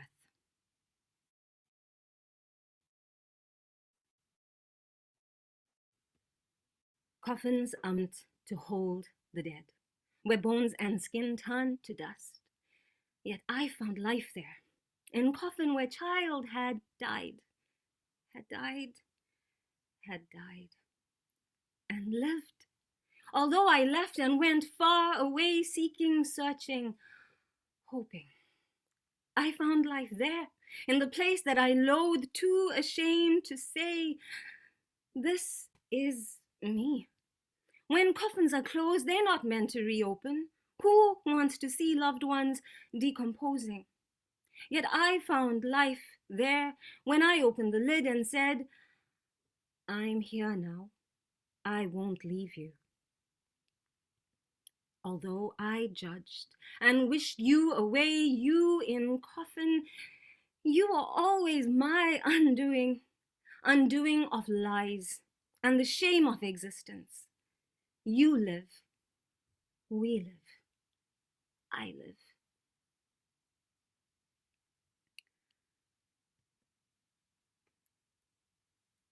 Laying it bare.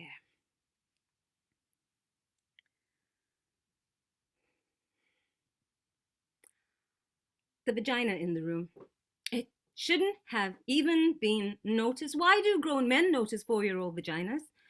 It should have been safe underneath the pink floral dress, sitting on that sofa in that house that we had gone to, escaping from the wife beater, my father. The vagina in the room. I don't understand why I didn't scream when why he asked me if I liked it, why I said yes. Why can't I remember clearly? Were there other times with why did I have to sleep upstairs? I don't understand why I didn't say anything. The vagina in the room. I thought it was my fault. He said I was pretty, secretly giving me sweets, telling me I was his favorite. How are 4-year-olds to know?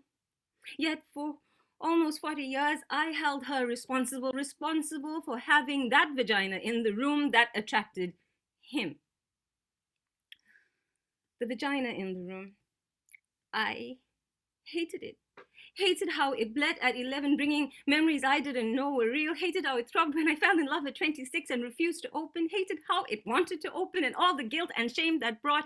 At 30, I trusted for a while with the man I married, yet I was always afraid of the shudders that could lead to shame. And at 35, the day it spoke of babies, I was afraid I'd harm.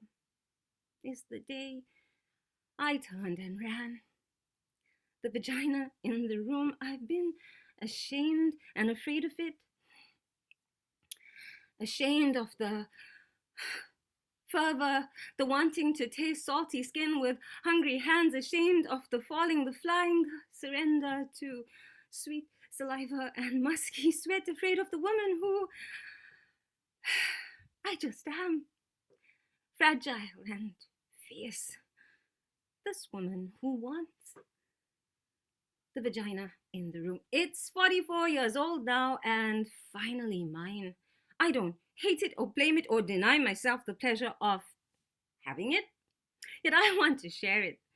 Share it with a man I trust and love, a man I can talk to and touch, a man who knows that I am completely his vagina in the room.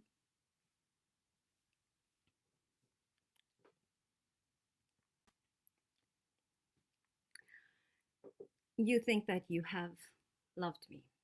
So this one's a song and there isn't any visual for it.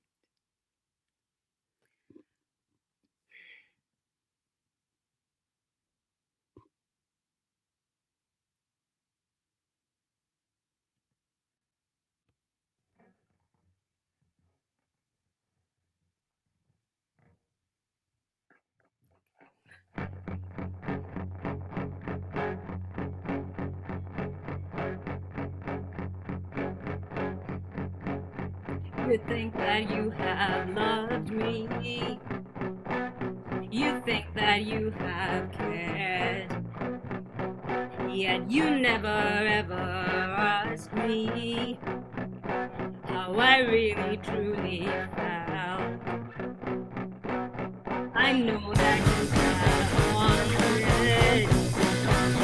I know that you have tried. Oh, oops.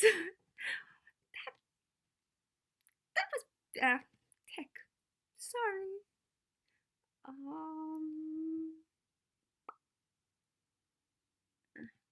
Sorry, I'm gonna start that again. I'm really sorry.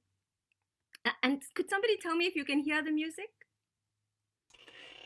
Yes, we can hear the music. In fact, it was slightly drowning out your voice. It needs to be a notch quieter. Thank you for that, Ken. I All will right. try and fix it.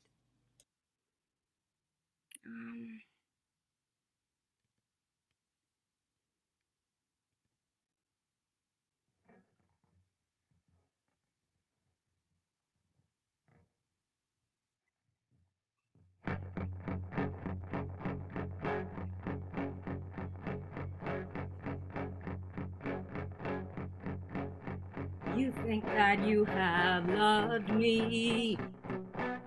You think that you have cared. Yet you never ever asked me how I really truly felt. I know that you have wanted. I know that you have tried. Yet in all the years that passed by, the little girl in me has cried. You think that you have loved me. You think that you have cared. Yet no matter your intention, in her festered shame and fear, now it does not matter what you say and what you do.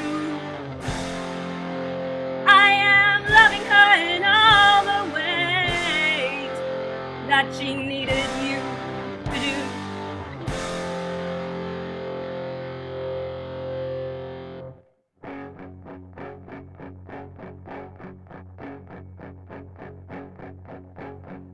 She needed to be guided. She needed to be held. And for her to be reminded, she was never ever wrong. She needed to be taken to the people trained to ask all the necessary questions, so she could learn to trust her heart. You think that you have loved me. You think that you have cared. Yet no matter your intention, in her festered shame and fear, now it does not matter what you say and what you do. I am loving her in all the ways that she needed you to do. I am loving her in all the ways. I am loving her in all the ways.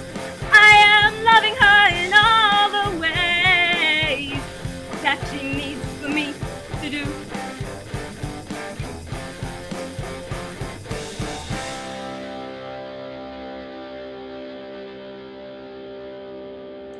Woo!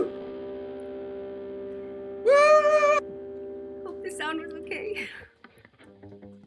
Class. Okay, next one. Suppression.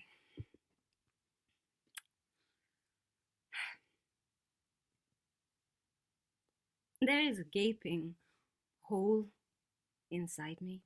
I ran from it, this ache that feels like the sun burning in me, burning me. I didn't want to want, yet all my not wanting, deepening the hole. I fall into it. I fall into me, into all those moments when not wanting was tied up by, when wanting was tied up by not wanting. I'm here now, in the gaping hole. It starts to fill.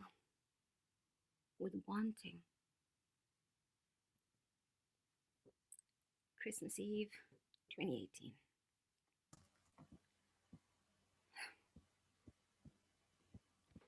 Is it a self-inflicted punishment to sit alone in this crowd while lovers lean in and families encircle?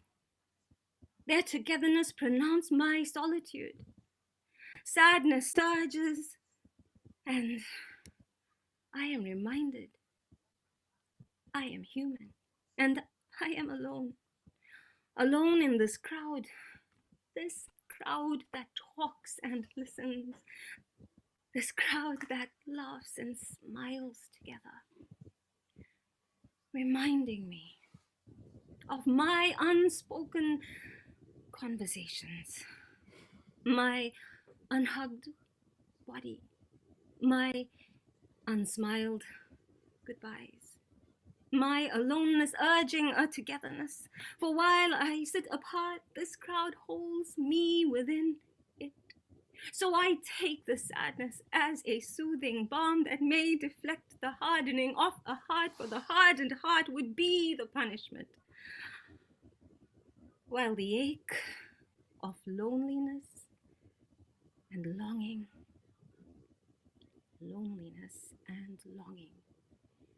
is the welcome reprieve.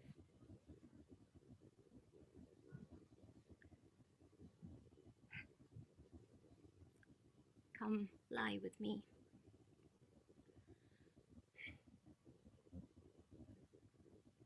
Come lie with me like mist. Come lie with me like fire. Come lie with me in love. Come lie with me with desire. Where I was closed, I am now open. Where I was lost, I am now found. Where I was wounded, I am now healing. Where I was afraid to go, I am now bound. So lie with me in sunlight and lie with me under the moon. Come lie with me forever.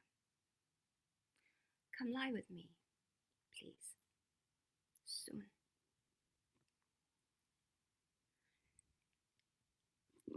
A woman's world.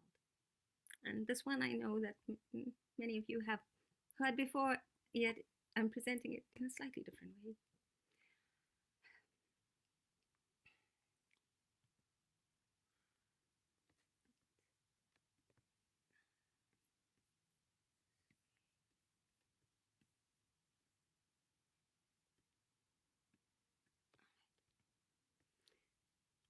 Sorry, just trying to move something on my screen here, but anyway, I might not be able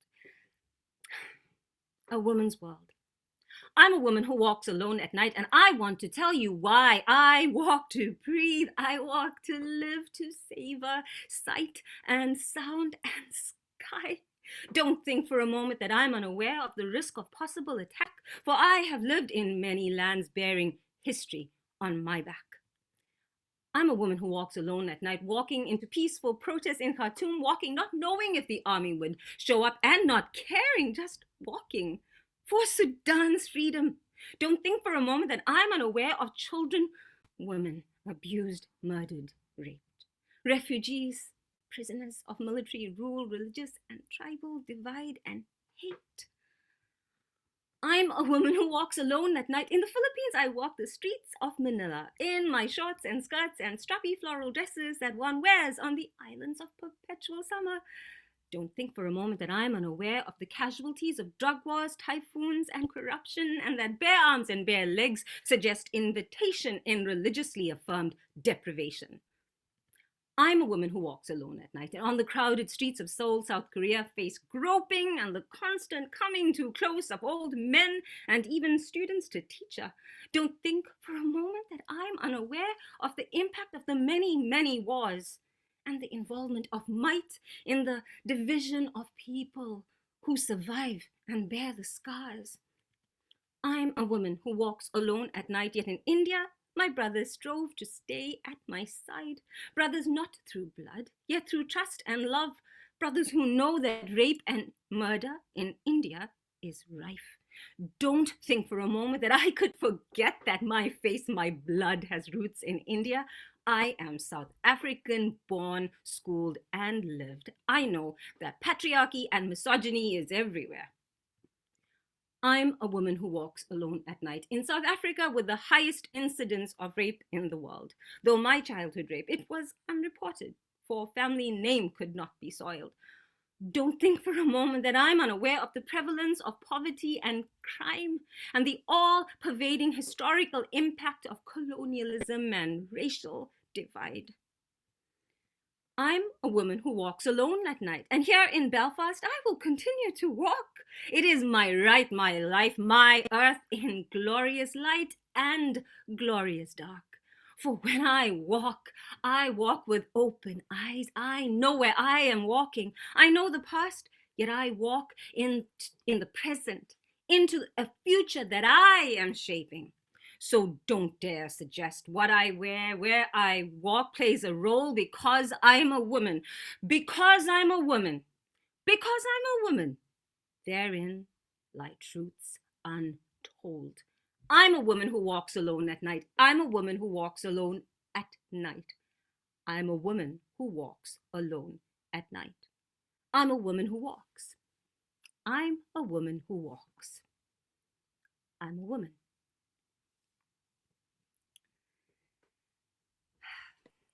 Wow. Wow, wow, wow. Okay, so this one, little message to my sister that the girls can join in for this if you can get them. My nieces who were not invited to the first part because they're 7 and 4. Anyway, so here we go.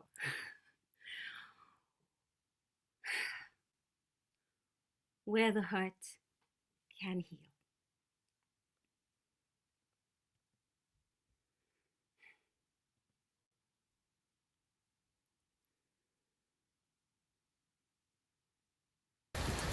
Even when it seems gray and desolate, bleak and barren, we simply could never forget. The grass is always reminding us, yet we need to lie on it, to listen with our hands and feet, and with our hair and skin. The trees are always guiding us, yet we need to look up to know which way to turn. Wait, sorry, I have messed that up. Sorry, wait. Sorry, wait. You know, it's because I've got this box, the Zoom box, the gallery box, and it was blocking my words. I was filling words in. I'm going to do that again, if that's okay. Where the hurt can heal. Even when it seems gray and desolate, bleak and barren, we simply could never forget. The grass is always reminding us, yet we need to lie on it, to listen with our hands and feet, and with our hair and skin. The trees are always guiding us, yet to know which way to turn, we need to pause with branches overhead and let hearts and bark converse. The sea is always soothing us, yet we need to let singing waves calm unsteady minds, trusting in the song of ebb and flow. The sky is always calling us, yet we need to fall lost and broken upon the earth to let our heads and eyes and hearts look up. There is no forgetting. It could only be possible in a world without grass and trees, without water and air. For as long as grass calls and trees whisper, as long as sky calls and sea sings, every sunrise and sunset smiles upon us, asking us to remember what can never be forgotten. We are life. Eternal.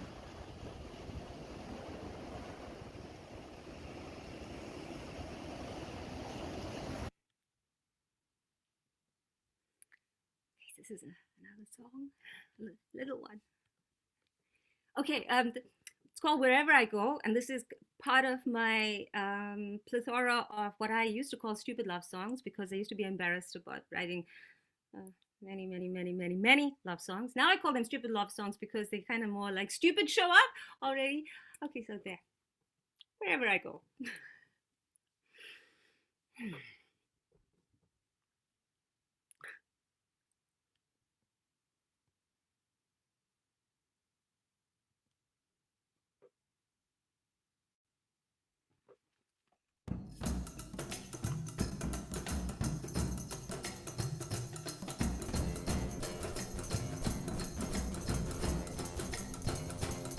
Wherever I go, you will be here with me in all of the land and sea.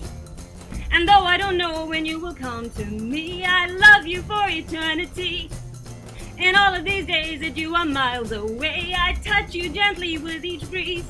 And in every raindrop that trickles down your face is a kiss sent from me fervently. Wherever I go, you will be here with me in all of the land and sea. And though I don't know when you will come to me, I love you for eternity. I've been searching for you in every day and night, with the only idea where you are is the only place left under the sun and moon, and that's right here in my beating heart. Wherever I go, you will be here with me in all of the land and sea. And though I don't know when you will come to me, I love you for eternity. Wherever I go, you will be here with me in all of the land and sea. And though I don't know when you will come to me, I love you for eternity. Wherever I go, you will be here with me in all of the land and sea.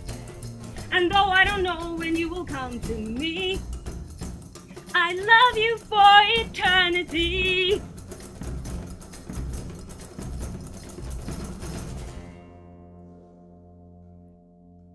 Woo! Okay, and this is my last one. And this is called The Faithful Promise, and it was inspired by Finn Hall because it's part of the joined up writing. So thank you, Finn. Okay.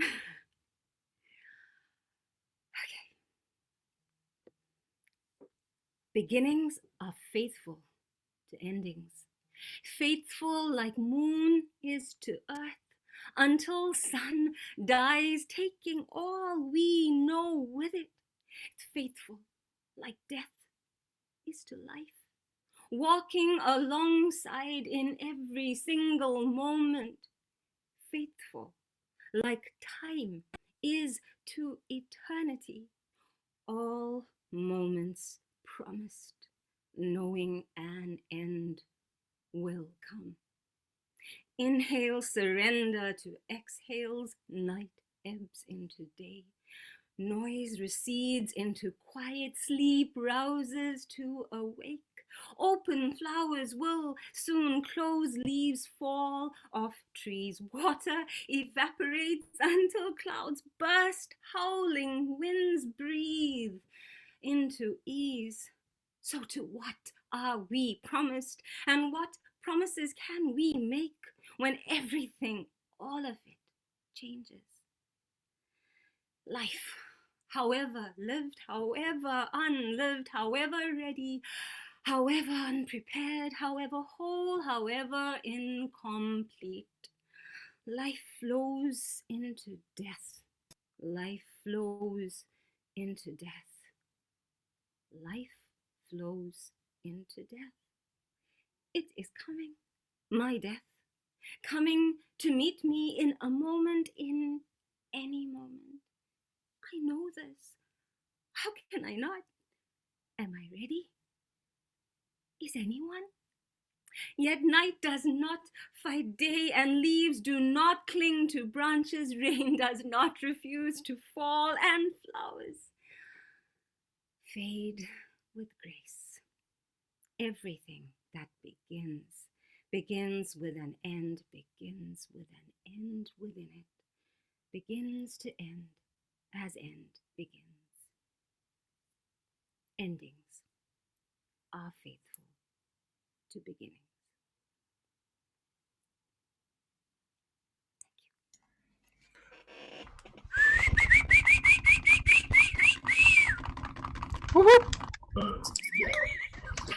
Whoa. Unmute yourself and give a big round of applause and cheer for Juanita. Wonderful. That was amazing. Brilliant, brilliant. Well done, Juanita. Well done, she's amazing. What an amazing set.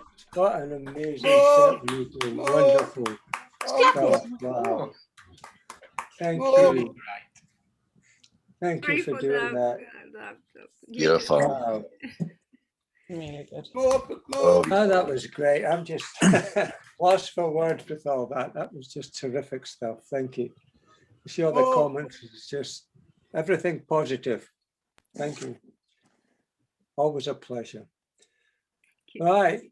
We're not having a break tonight. The show's just going on. So we're just going to move on. I'm afraid, Leslie, you've got to follow Juanita tonight. Okay, wow, that's a tough act to follow. It's really amazing, Juanita. What a great set. Wow, stunning.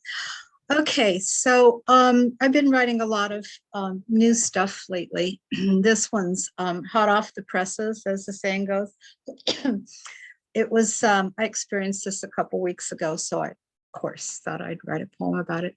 It's called On the Greeting of Three Horses in Yoaville. Hearing the stillness through the glass, whispering to me, I imagine the soft breath. In seeing outside, the three horses tethered. I am drawn in on the inhale. Through the window at its distance from me, the window only seems solid. I hear. I am not holding my breath. I am not holding my breath. I hear the transparence, not the horse that knowingly exhales the release of his knowledge in that moment in time, his sometimes heavy sorrows in the moment, the 1 foot sore held up to not touch heavily the ground, held up slightly on point, so as to hover slightly, to not hold the weight, the pressure of it on the ground. They are three, the horses, one dappled and spirited, the other two more quiet and still, the second, the middle one with heavily feathered hoofs, the third long lashed, the color of caramel. All three lashed carts which seat children and take them for rides around the town. They wait, the horses. The third, the caramel one, has blinkers attached to its bridle. I understand.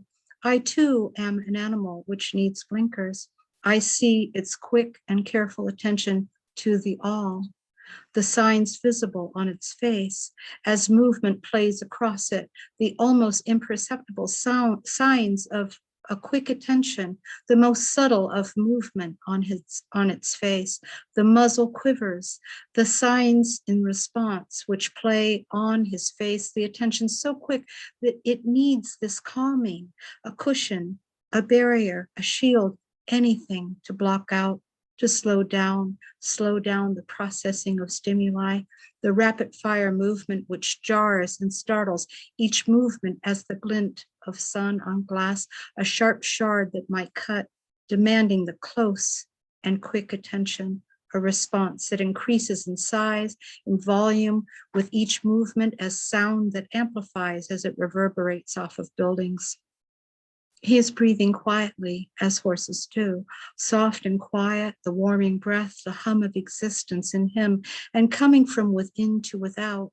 To me, the sound rises, levitating so as it hovers in front of me before it subsides, level with my eyes, my ears, my mouth from which the steady sounds of quiet praise, the still joy in, and the love for this horse, this beauty, the sounds, my sounds emit from me unchecked, the call and response, sure and steady as a hum, sure and steady as the lullaby, sure and steady as a prayer. There is no difference. He is talking to me.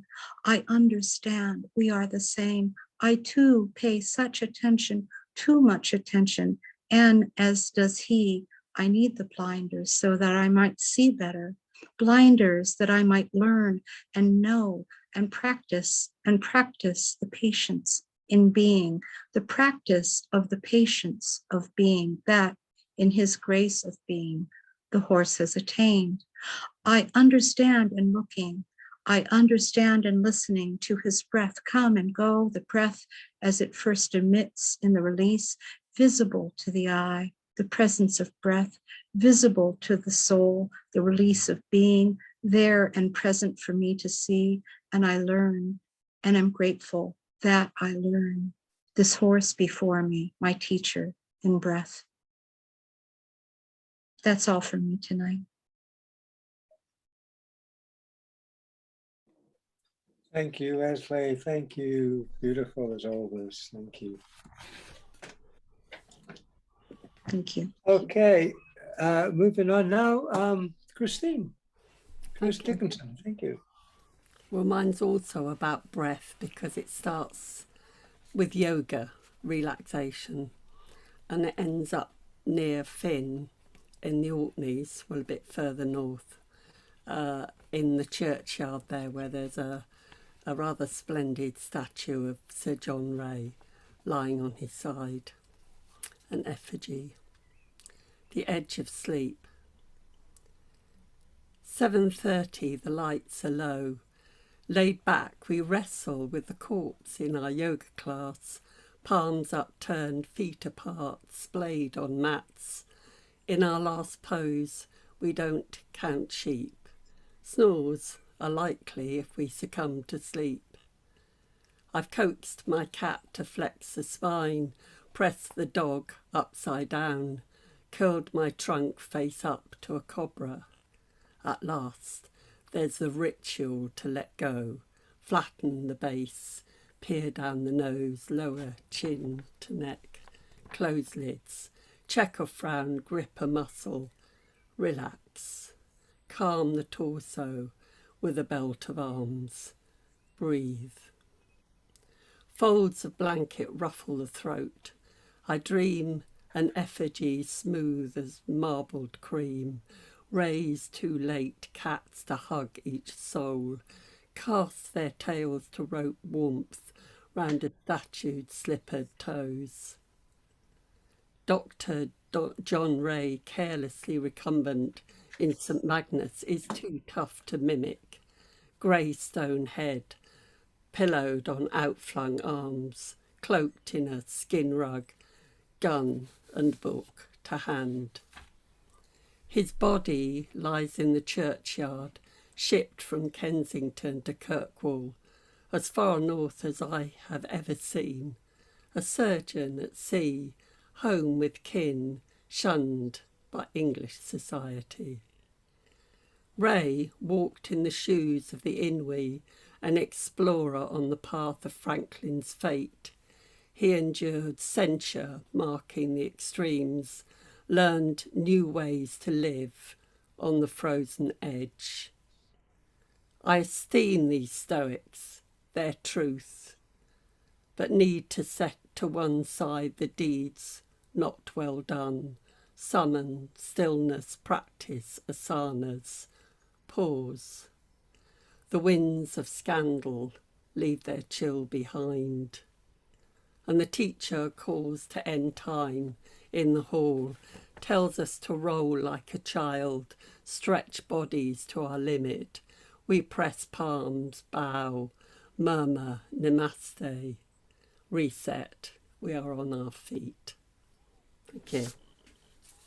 Thanks. Thank you, Chris. Thank you. Thank you. Yeah, Orkney. I've never been up to Orkney. I keep saying I've got to go, but beautiful. Yeah, maybe one day.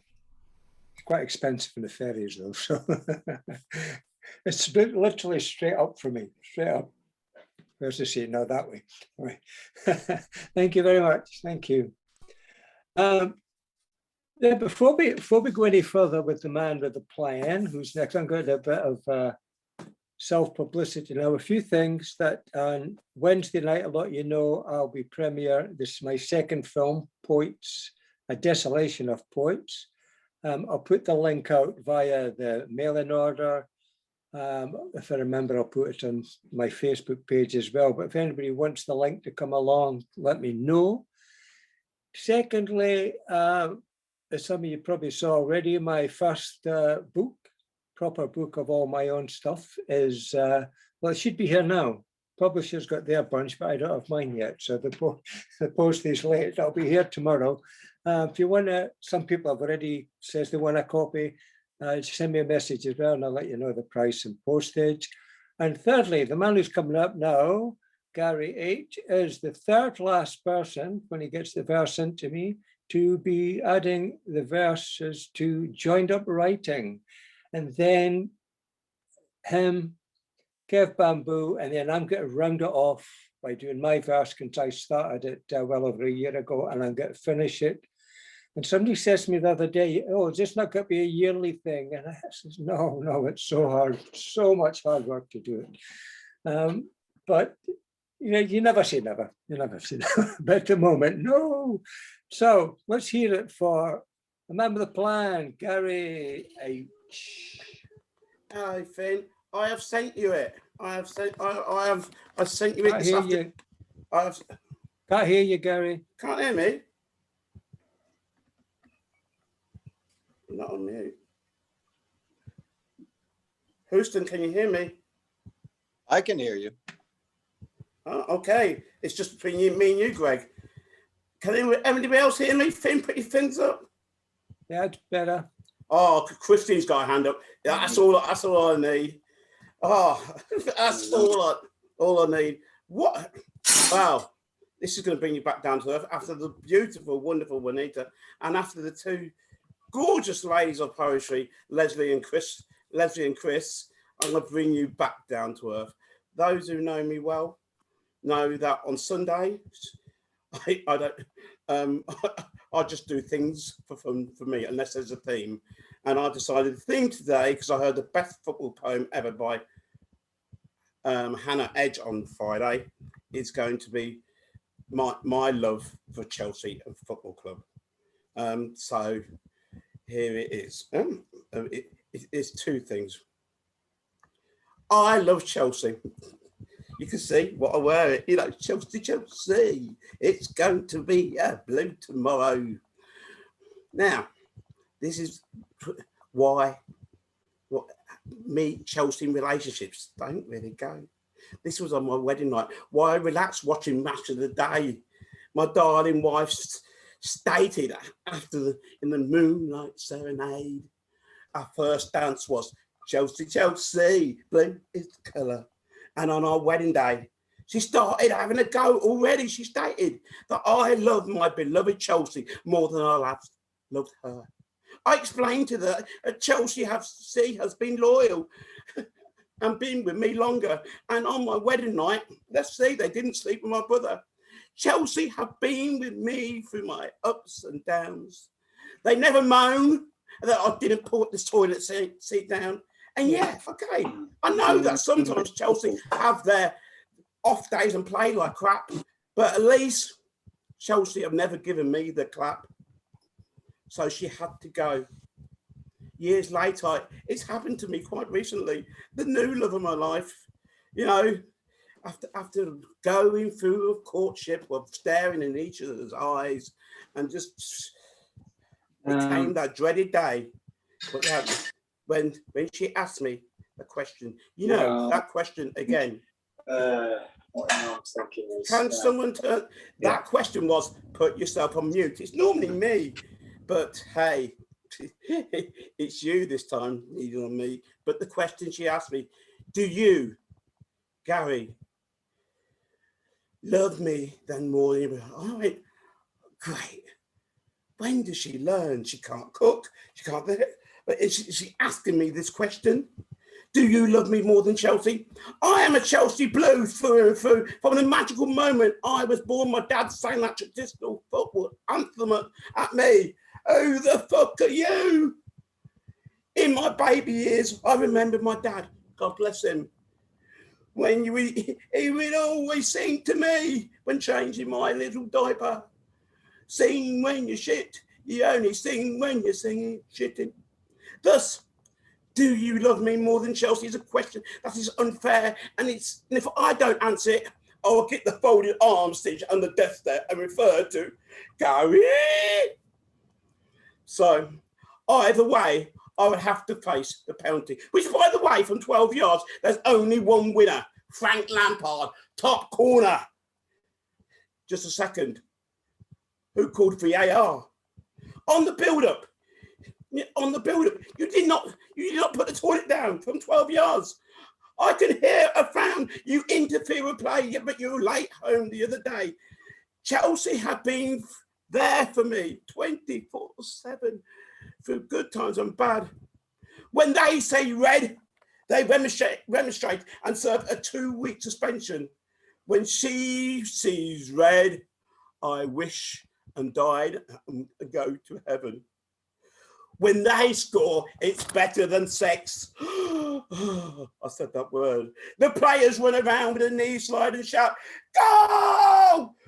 Throw off their tops. And they're massive. Yeah. I looked her in the eye. When we score, you shout, fag, here's a light, and put your top on.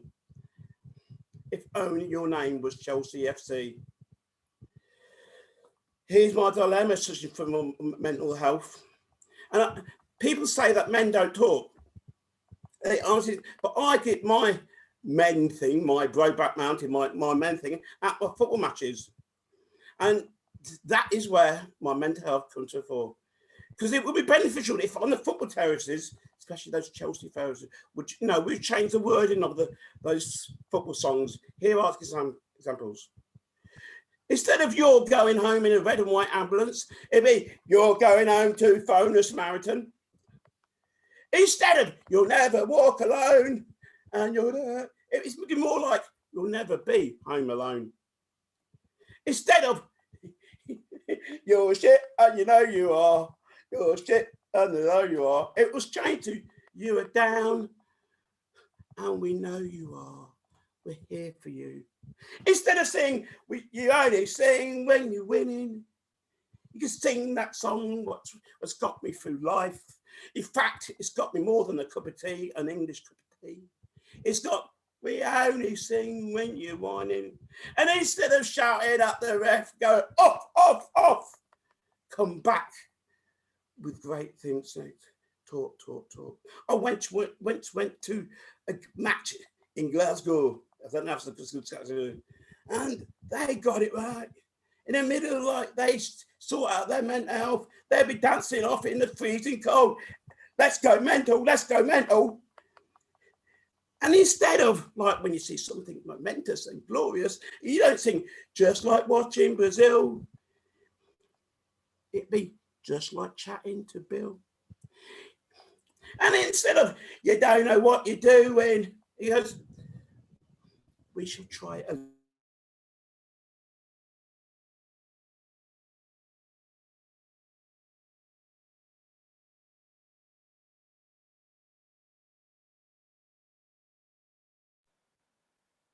Ooh.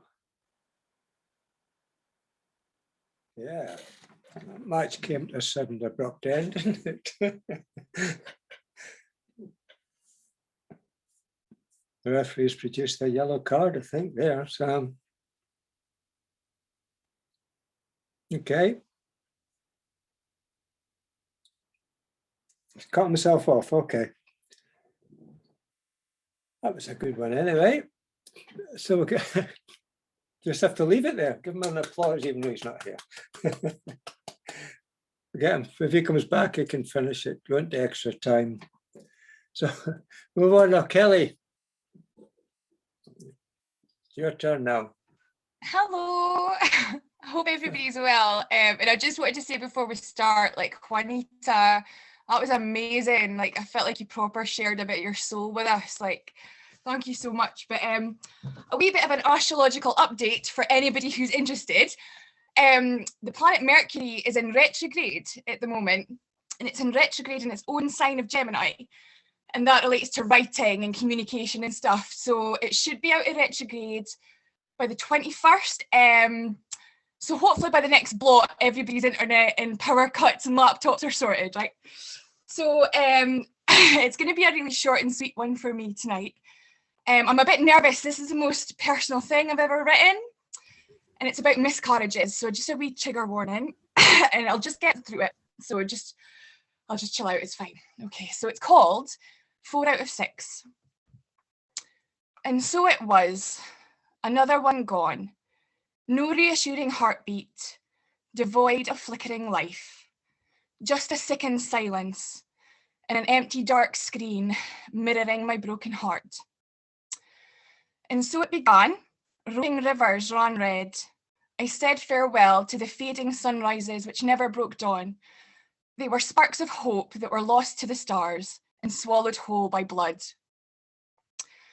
And so it is now. No faces to obsess over or dog-eared photographs to cherish. There's just an echoing thump, a fatal totality, and the breathless gasp of a half-forgotten nightmare. And so here I am now, wading through daydreams. I'm barely a mother, but I'm grateful, so very grateful, for the precious lives of my daughter and son, who effortlessly feed my soul honey when I'm too sad to even cry. And I'll leave it there, but thank you for letting me get through it. Thank you. Thank you, Kelly. Thank you. Right, Gary, you want to finish? You're still muted. You can do it quietly if you like. Unmute yourself.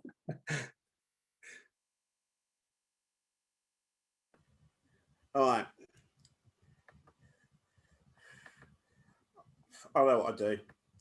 Of course, I'm in the middle of doing alternative songs, and I was finishing at Rangers. The fans used to use humour to support their schizophrenic goalkeeper, and you sing 2 Andy Gurns. There's only 2 Andy Gurns. But that I've just lost my thread completely. Just a sec.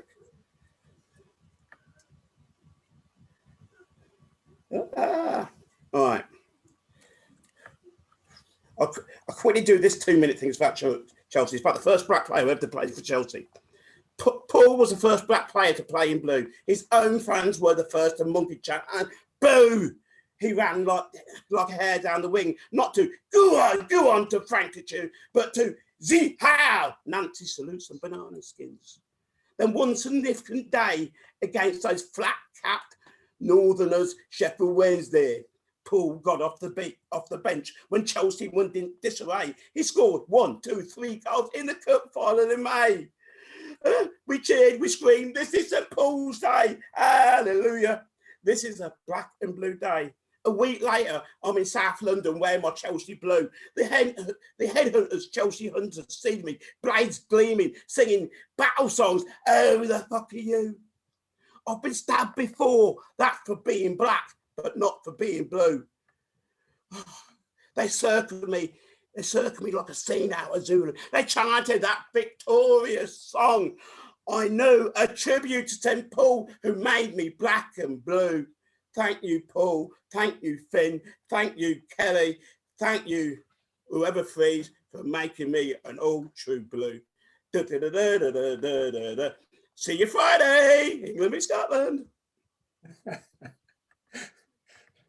Thanks, Gary. I'm glad you got finished that one.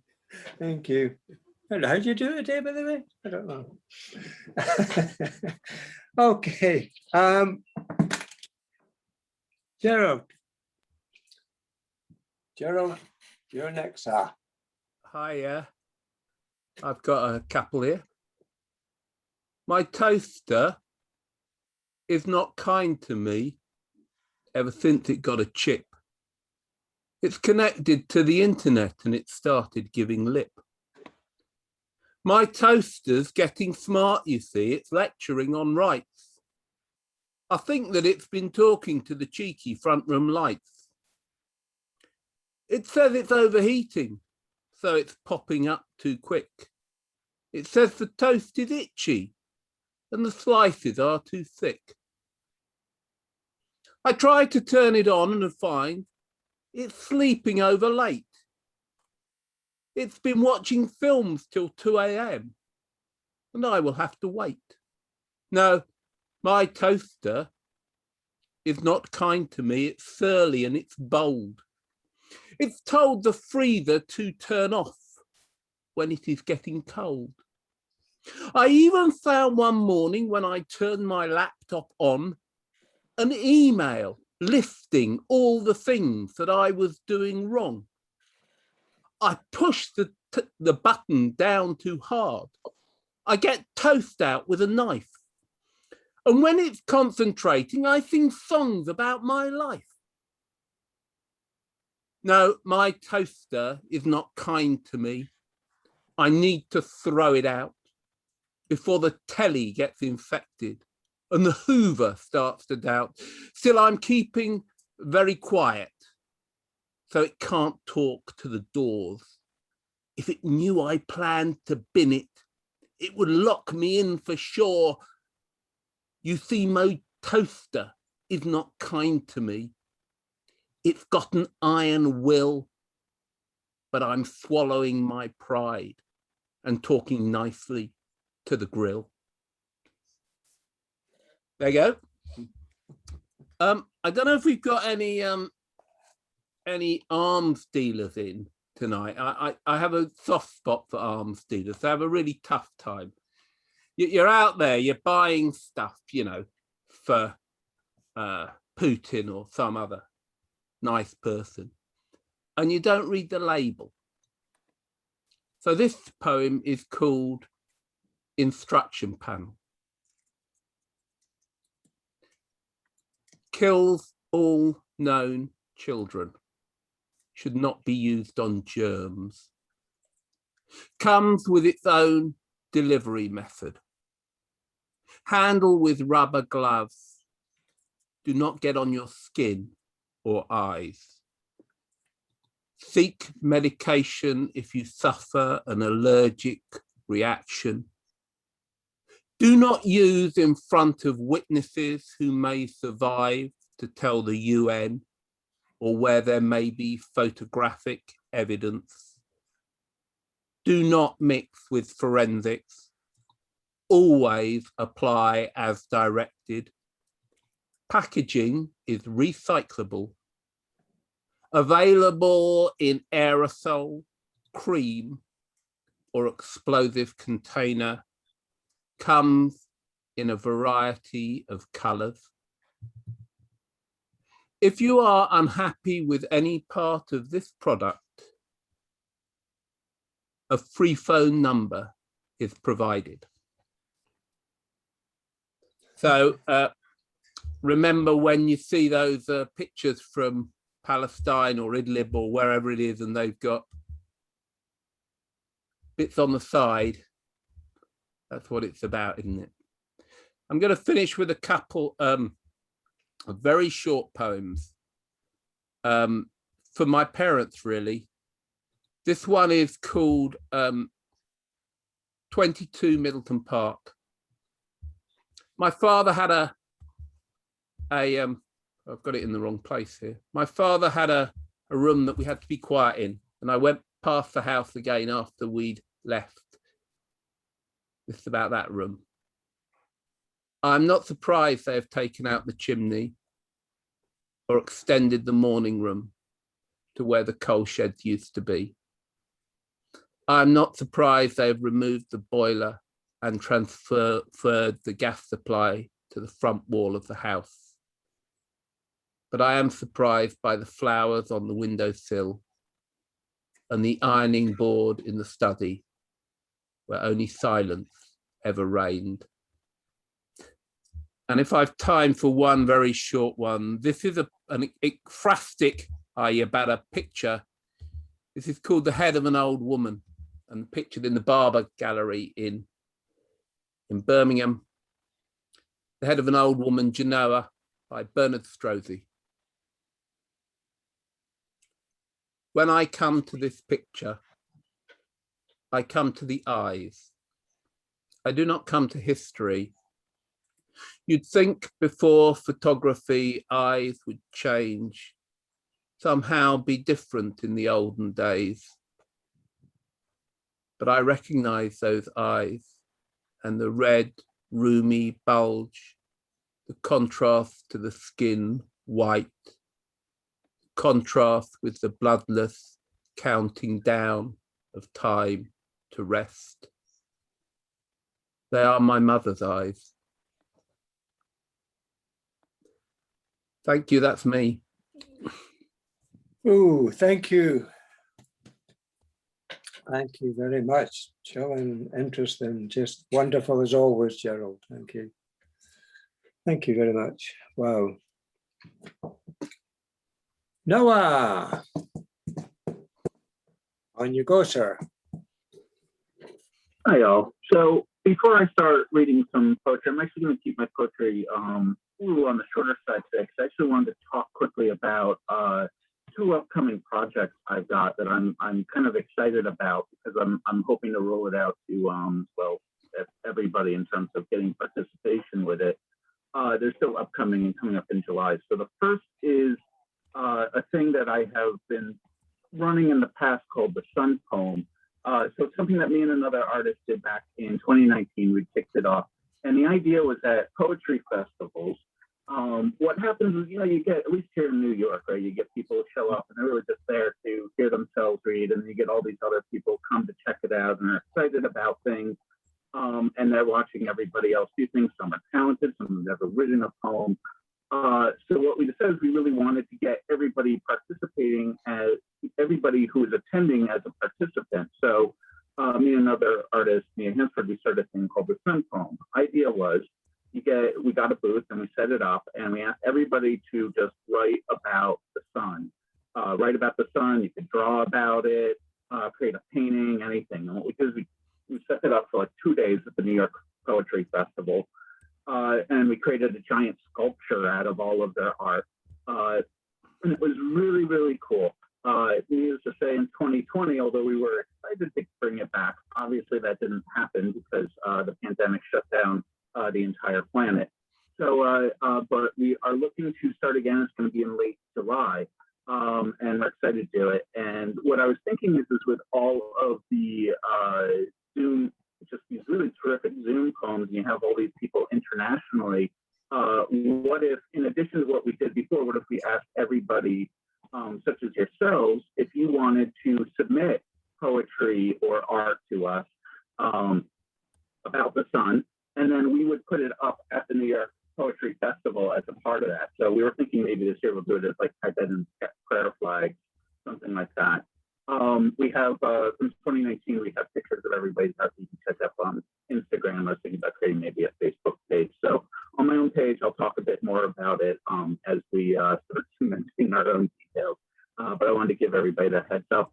It's something I'm looking to do, and I think that'd be really cool. It's like, you're over in wherever in the world, and it's like, oh yeah, I can have a little piece of poetry or my art up at the New York Poetry Festival this year. So that's one item. And then the second item is, for years and years and years, I used to run a thing called the Buffalo Reading, kind of same poetry group in New York City. And me and another co-runner, the other gentleman, what he's done is he has created in virtual reality a artist gallery. He just launched it earlier in the month, and he's already had 2 art shows there. So this is in virtual reality, you know, complete 360 degrees, 380, whatever the math is. So, and me and him have been talking about creating a new poetry open mic there.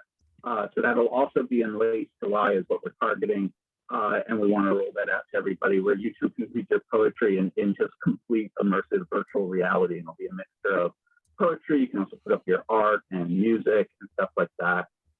So you'll get more details about that. It's still a new idea, and we're looking to call it the Hated Poet.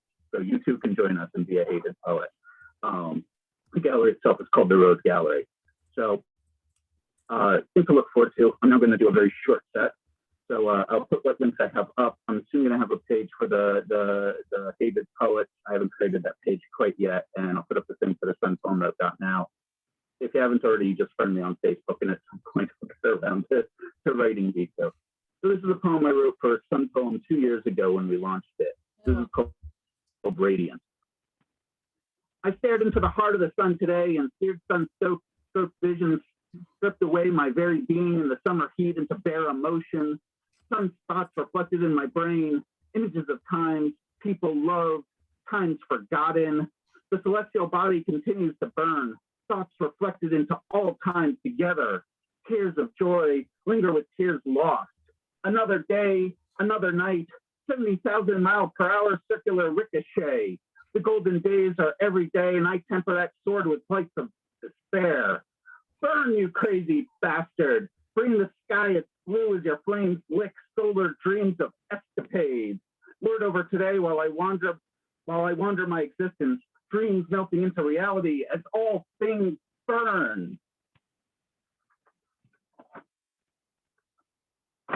And then I'm going to finish up on a nice piece. I was recently, along with Leslie Consolas, on Rick Space's terrific Poets of the East. You should go check out. You don't even have to listen to me. You listen to Leslie, and you can listen to Rick. I know you want to listen to Leslie because she's flanked by 2 paintings of Frida. And, you know, if that doesn't intrigue you, I just really don't know what to tell you. Anyway, I was talking about this piece and I didn't read it. So this is just a simple piece. I'm kind of in a mood today. I want to not do political stuff. I want to just kind of read something nice. So this is called Apple Waverly. Glazed pastries on display, catching my eye as seeing plates of nourishment raced by in the blink of an endless cups of coffee, always refilling, cannot stop the insatiable thirst for caffeine, cannot stop the happiness at the bottom of, happiness in the sip of, happiness in the steam rising, milkshakes if you want, eggs if you want, anything if you want, desire met, burger saturated in the grease of the times, shoot the shit till the break of dawn, sit alone, ponder life, write a poem, sip my coffee, contentment, I whisper your name, all night diner. Thank you.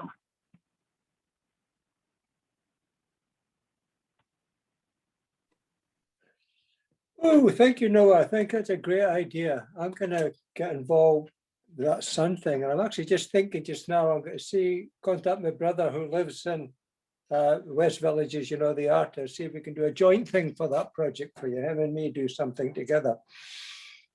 Oh, I'd love that. Thank you, Finn. I'll do that. Okay. Thank you. Moving over now, this part of the world again, Ish. Well, further Ish over. So Becky. Hi, Finn. Thanks. Hi from France.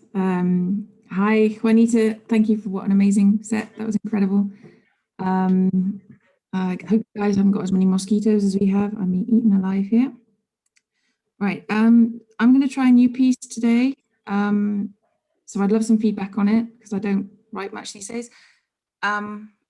But I'm afraid it's got a trigger warning that's so obvious. I'm kind of expecting everyone to tune out because it's called Music for Funerals. Sorry in advance. Here goes. In my third year option class, we discuss music and meaning and our responses to music only ever be subjective, or is it possible to transmit something more collective? I ask the students to note down songs that make them feel happy or sad, motivate them or drive them mad. They are amused to learn that I have a horror of Celine Dion, dating from an unfortunate incident in my teens, and that my go-to morning motivation track is Steppenwolf's Born to be Wild. Then we continue the game. I ask them for songs that make them think of holidays, weddings, funerals, knowing that someone will name Chopin's Marche Funèbre, so we can discuss major and minor tones and kinetic anaphones. Of course, it depends on your funeral. I joke that I'd quite like Steppenwolf at mine. Sometimes, if I'm feeling inclined to confuse them, I tell them about choosing music with my mother for her funeral. How I still kick myself for quipping, "Careful, Mum, you could ruin our favourite tunes," only to then see her trawl through every CD she owned, seeking that one track that meant a lot to her and her alone. And even after all this fuss, we left too many questions too late. We didn't even know if she wanted to be buried or cremated. And for the music, we had just that one track, and the rest was up to us. So, for the beginning, we chose the show movement from Rodrigo's Concerto de Aranjuez. For her entrance, I insisted on Puccini's E Lucia van le Stelle. Mum was for sure no big fan of opera, but for reasons now forever unknown, she had always had a soft spot for Tosca. Then came that track that I hadn't known before, but now forevermore could only mean one thing. And as Steve Tilston began to sing, I looked at my dad, whose feelings Mum couldn't have spared, as their musical taste was entirely shared, and for whom that song meant every folk festival, every live gig, every retirement plan for road trips in the camper van they had saved up for so long. And for the final procession, we chose a favourite Jethro Tull track. And God damn it, Mum, I was right. It was a full 5 years before I could even think of hearing that song again. And if I were honest with my students, I'd tell them that music means nothing except what we bring to it by linking our ears with our hearts and minds every day, letting it stick to memories like carpet dust as we rock and roll down life's winding and shrinking pathway. But time does its thing, and grief fades and new musical connections are made. And 6 years later, I'm sitting in a hotel party room near Luton, becoming a stepdaughter, hearing music and feeling feelings that are new, until at the end of the ceremony, Dad turns to me, winks and smiles, as the happy couple leave to the tune of Steppenwolf's Born to be Wild. Ooh.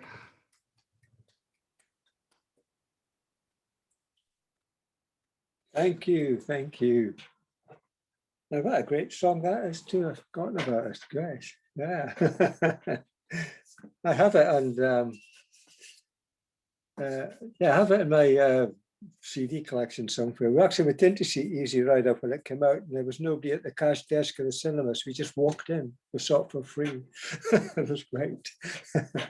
Okay, thank you. Next up, we have Kay Channon. Hi, sorry.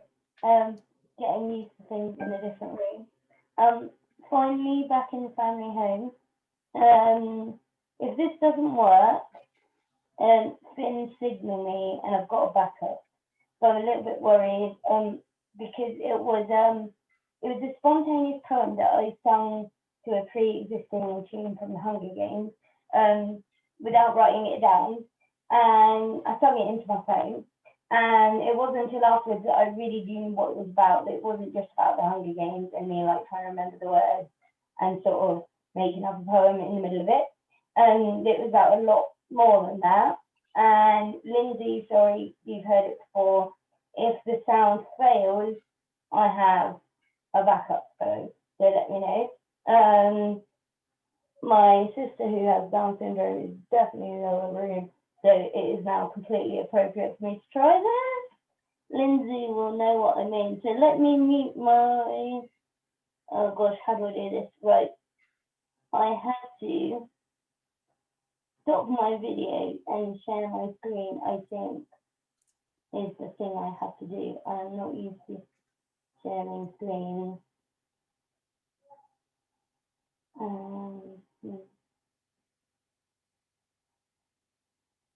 Okay. Can everybody see my desktop? Yeah, we can see People for in the you. audience sound that good. I'm not technical at all. Okay, so I've called it my Hanging Tree Revolution version. I'm not sure whether that should be basted or unbasted. Let's see if this would work.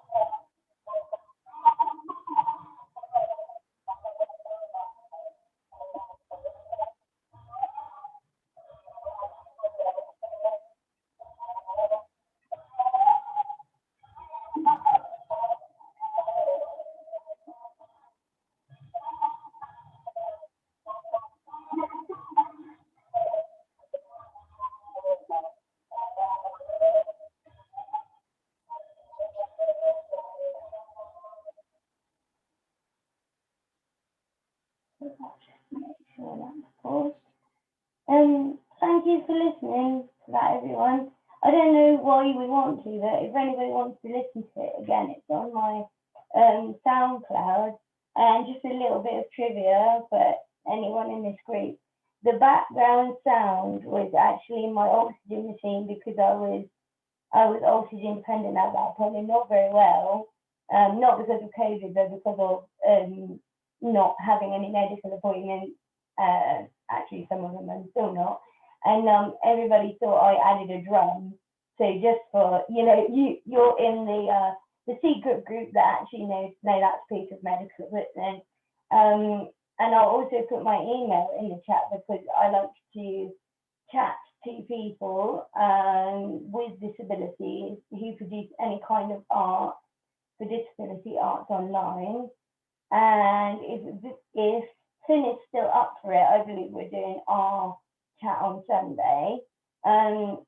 Yeah, just thank you for your patience. And I know it was quite bizarre and not very uplifting, but yeah, this is only my second time, and thank you for having me back and for a fantastic evening. Cheers. I'll stop sharing now if I can figure it out. Yeah.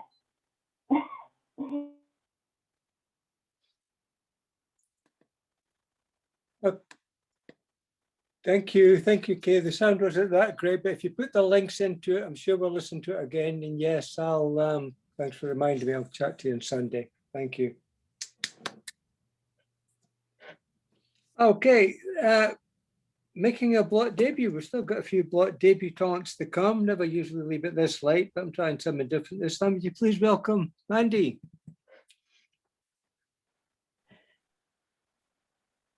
Hi, everybody.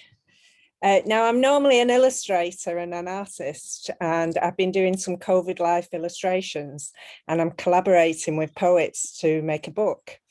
Now, I got the bug for poetry myself while creating this and ended up writing half the book. But I'd just like to share with you some of my poems that I've wrote about lockdown. The first one is a protest poem, and it's about my daughter wanting to go to a protest in the middle of the pandemic. So you can imagine she's only 14, so it was, yeah, bit of a thing. Please, can I go? I said no. I feel left out. Please, can I go? We're still in lockdown. There won't be any trouble. We'll stay with my friend in my bubble. I want to make a stand, raise my hand. My right to protest, I must protect. It's important, you see, when things are unfair, to show that we care. Counting our views or our rights we will lose. I will stay on the outskirts. I will wear my mask. Please let me go, that's all I ask. I'm still nervous, you're only 14. I'm not just being mean. I worry that it may turn bad. Okay, I will talk to your dad. Move away from troublemakers. Stay clear of risk takers. Come home at first sign. Things are getting out of line. I get your need to demonstrate. Good cause affiliate. Your identity you explore. To believe that you can do more. Protest she will. Mind shaping times. She's making a sign. Kill the bill. Protest she will. And I'm just going to read you another one. And this is the students in Manchester when they were locked in their rooms during the pandemic, when there was an outbreak of COVID. And it's called Students Before Profit. And there was like a little protest when I was walking down Oxford Road from the students, and it was an illustration about that. I couldn't put the illustrations on tonight, I'm sorry about that, but I'll direct you to my page so you can see them. Students Before Profit. We are students protesting. 5K for what? Our rights protecting. On the landscape a blot. All students self-isolating. Corona, the virus, not the beer. Cases multiplying. It's COVID-19 we all fear. We are living on pasta delivered to our rooms. Broadband could be faster. Lessons are on Zoom. We're not going to drop it, not allowed to go out. Students before profit. Our banners scream and shout. Our debts are rising. Moved away from hometowns, missing out, socialising. Staying in gets us down. Tins of beans, white bread, keeping our diet cheap. We are bright and well read. Our understanding is deep. No fruits, vitamin C. We're getting frustrated. No veg, not even peas, getting constipated. How are you spending our money? No support or protection. Our student loans not funny. We are at risk of infection. No test production or lateral flow. No rent reduction. Not fair, you know. We are the future. Time to invest. Stop ripping us off. We are doing our best. And then I've just got one last one that I'm going to read you before I finish. And this is because I was taking lots of photographs for my illustrations, and this guy caught me taking a photograph. You caught me. You caught me taking a photograph, staring at me, an embarrassed laugh. Cheeky, I know. If I ask people change, start posing or hiding, moving out of range. Masked and rule abiding when times were strange. Metro riding. Snapshots, COVID life, distance spots, actions archive to remember it by. Everyday life, Black Life Matters. More at risk, people getting fatter. Turning to drink, some isolating. Time to think, vaccine awaiting. Try not to sink. Watch out for each other. Connections and links. Look after our mothers. Numbers are rising. Government's advising. Sit 2 seats apart. Keep everyone safe. Look at the chart. That's it for me. Thank you. Thank you, Mandy. Thank you. It's a bit nervous, sorry. No worries at all. Thank you. Hearing all the wonderful range of poetry tonight, it was a bit scary waiting till now. Yeah, lots of people come on here, never done it before and things. So it's always great to welcome new faces, new people and everything. But thank you. And when's your book going to be available? Do you know yet? Well, it's just finished this weekend. So it's finished as in terms of it's had 3 proofreadings now and it's got reviews and things. So I'm at the stage where it is ready to actually send to print and organize, but I've still got to organize how to do that online basically. So I'll hopefully do that tomorrow. So, and then I think it takes about a week to print. Okay. So I'll let you know. Yes, I'll buy my cheers. Thank you. Bye-bye. Oh, and Finn's got a poem in my book as well. Really yeah, good. it was a poem for a picture that wasn't meant to be in the book, was it? Then you had to go and paint the picture or something like that. Yeah, yeah. Choose a photograph, she says. I choose one that wasn't meant, but thank you. She painted one anyway. Thank you. Oh, it worked out really well. All right. Another David, and now we're moving on. Julian Matthews. Julian, sir. Hi, can you hear me? Yeah. Is it okay to share screen? Yeah, go ahead. Yep. Give me a sec.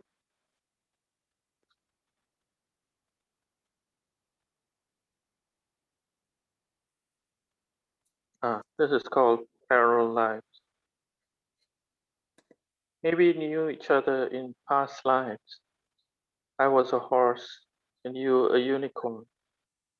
This is why our cants in this world are like canters. We are maybe trotting in different directions. We are don'ts galloping across the horizon, as if the grass were greener on the other side. Maybe we were insects. I was an ant and you a dragonfly. You hovered, then paused on a leaf. I scampered around you like a frantic puppy, nipping lightly, then backing off, until you peered at me with those googly eyes, searching for some reciprocation. Then you flew off. Maybe we were the tortoise and the hare, I, slow and steady, you, fast and frenzied. There was never a race, only a blur glimmer of my ancient faith as you sped by. Then I was run over, and you were gone. Maybe we were the Sphinx and the pyramid. I was pointy-headed and looking up. You were regal and lounging serenely, looking yonder. I was burning in the sun. You were tanning after a run. And then the sandstorm hit, and we were buried under and long forgotten. Maybe we would never ever meet again in the next life, in the life after that life, and the life after that life. Maybe these fleeting moments are all we have. No pharaonic beginning, fairy tale ending, or Aesopian also ran. Just this poem and our cat. Thank you. Oh, that was beautiful, Sal. Thank you. Thank you. Wow. What a debut. Thank you. Love that one. All right. Yeah, we know this guy. Don't we know this guy? Rick.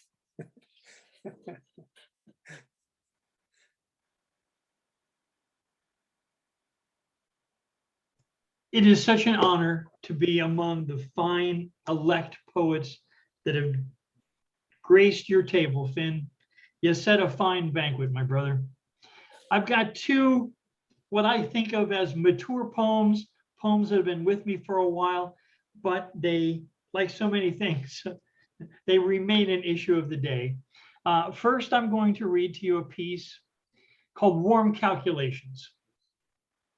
It's about how we divide our time. Warm calculations. How much love? How much time? How much warmth allowed to climb over the wide walls of shelf of self?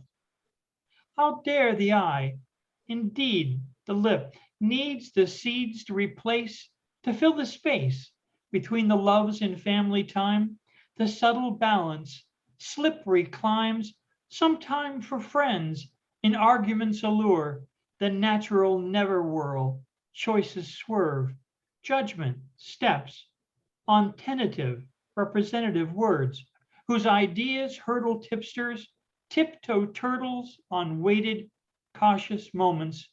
Outside the fence frequents events volcanic, foments revolt of love, measured, mastered, cast that play faster. Could we compare to weaving, leaving doves, to loves, to flowers fine, half-argued choice of child to friend to find 1,000 billion words, choices heard without repose of time relent. This soulful face replaced with bastard wine, despised, deriding time, decisions erased in human long division, villain time, in tandem tug with spurious space replaced, content to tear, arming hearts with alarming arts. Past all metallic strain, electric thumps hide the signing sighs in tearful throated lumps. Love's web soft embrace, dewy prisms paint, green leaves in light, wild heart startling, smile delight. Weigh the hours on thine eyes' tender scales, the whales of depart art. Weigh the hours, count the blooded hours alone unphoned peace. Counting time, ridiculous, sublime, of wasted water, tasted, running down danger's cheeks on cobble clouded downcast lane. Wasted moments, monuments to independent moods. In brood pitch, the scalding brought the sloth's sad plight, indeed schism. Indecision's muddy mirror, count the times hurdled corpse recline, measured master, time, the wild and woolly miles of wiles, treasured kisses, break out blisses, thundered, caress, yearning, the sky is burning by memories of flame. What was the name balanced by the greater graphs of past? Calculators barely scratched my memory sleeve. Yet I grieving caught, catching, wrenching, wet wretches, choice chance to dance, the waltz of shadowed romance, mental waves wash over graves of history's mystery. Mental waves wash over graves of history's mystery. Ring round a royal relativity of life. Remember the ritual brother's virtual wife. Echo the favorite uncle's strife. Cancel the baby brother's new lover's clover wife. Warm calculations. One more, if time permits. This is my social poem for the night. It's called A Behaviorist Perspective, The Causes of Racism. It seemed to me that with all the things we've learned over centuries and centuries and centuries about how to get along, we could really be doing a better job of training each other on how to cope. You know, those differences make the rainbow panoply of humanity. They're not against each other. And I thought, well, after a particularly ugly racist occurrence, why the hell doesn't some anthropologist, some sociologist explain to people why, while it's normal to recognize groups, it's not necessary to just strangle each other because there's slight differences. And then, having failed to hear anyone say that, I decided it was my job as poet on duty that night to write this. A behaviorist perspective, the causes of racism. The troop or group, the clan's glad hand, the sign of nine, the grip in the dark, the posted mark informs the stable state of norms. Remembering the frames of membrane games, brain disguises, shade your eyes in apple pies, it sizes the territory, the turf. Well, the good should. Our side of town, our group is right in the sight of good God's smile. Even sunlight reviles your kind outside the pure, to lure with your kind's lazy, stupid stunts. A sparrow of a different hue could be torn and clove in two by a few of another blue hunt. The strength, bounding, bonding, unicellular life in multicellular strife, responding, besiding, ties the atom so tight, minute molecular might, and chooses in precise measure who you'll sleep with tonight. Beehives survive by tribes trance. The queen's romance excludes the rude outsider, protects the provider, determines the rider of the queen's desire. Emboldened invaders reduce the chance for the tribe to advance. Social groups and bamboo shoots, baboon troops and fishy schools know who the foe is, when to go, who's the friend, where's the end. The rules used training fools by gene and team wish. That's culture's dish. Keeps the Portuguese man of war banging on the door.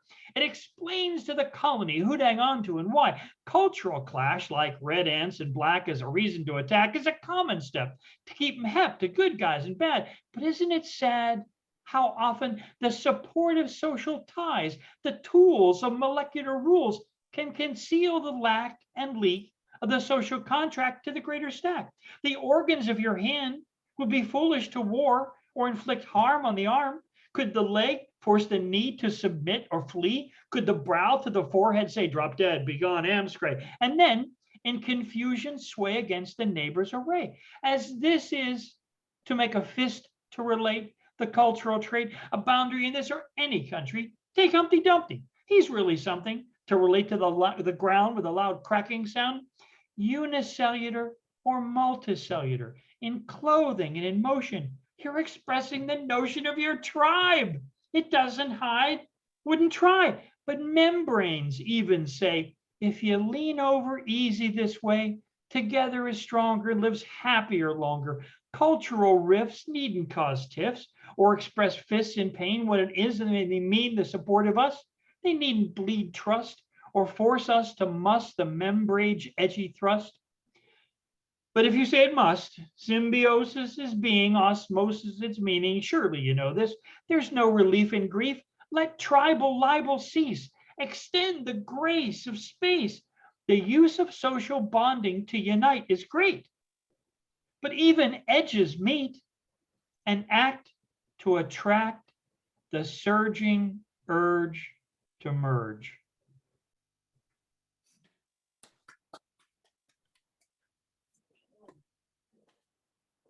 Yeah. Thank you so much.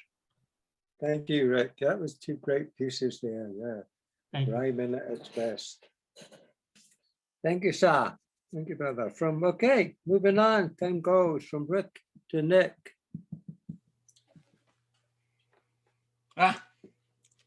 This has been the best Zoom gig I have ever done. God, I've been impressed by people. It's also been the longest Zoom gig I've ever done. Yeah, we do that one, Mike. So for those of you who are left, thank you for hanging on. It's been great, though. It's been great. Finn, this has been brilliant, truly. I've loved it.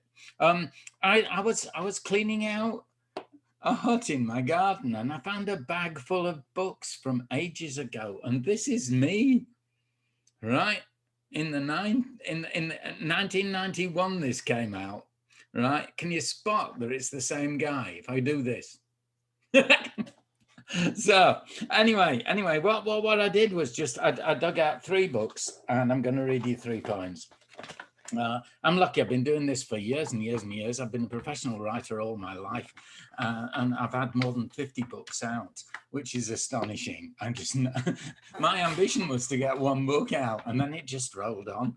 So anyway, here you are. I was working as a writer in residence in a whole load of prisons, and in one prison I was in, the prisoners, as usual, challenged me. You know, why are you here? Why you're fucking here, all that stuff. How much are they paying you? All that sort of thing. Anyway. They said, before I got them to write anything, which was what I was there for, they said, you've got to write something. So I sat with them and listened and made notes while they talked, and then came back the following week and read this poem, which was made from their words. And they said, you've got to read it. And I haven't read it in years because I'd forgotten about this book. And then I came across a bag of them in my shed. So here we go. This is Living on the Breadline. The words of prisoners. Living on the breadline, sign on the red line, trial by jury, everyone a Tory, late for the deadline, still made the headline, newspaper story, public fury, living on the breadline, honest governor, it wasn't me, living on the breadline, honest governor, set me free, living on the breadline, bit of petty thieving, done for receiving, caught on the border, law and order, no chance of leaving, won't get reprieving, hit a prison warder, scream blue murder, living on the breadline, honest governor, it wasn't me, living on the breadline, honest governor, set me free, living on the breadline, coppers come calling while she's stalling, back door I go, better that I lie low, didn't heed the warning, caught next morning, using a biro, fiddling a gyro, living on the breadline, honest governor, it wasn't me, living on the breadline, honest governor, set me free, living on the breadline, don't be too nice, never pay the full price, con men, have fun, mugs just get done, take a bit of advice, you watch your slice, naming no one, things get stolen, living on the breadline, honest governor, it wasn't me, living on the breadline, honest governor, set me free, living on the breadline, breadline. Second book, cheers, thanks. Second book, this came out, I wrote 1 poem a day for the first year of the pandemic, and this is the first of 3 books. There are about over 100 poems in this book. Second book is out soon, third book a couple of months later, and there's a total of 366 poems in the 3 books. So this is the second poem I wrote. This was March 16th, 2020. And what's telling about how shit our fucking politicians worldwide have been about this pandemic is how relevant the whole thing is.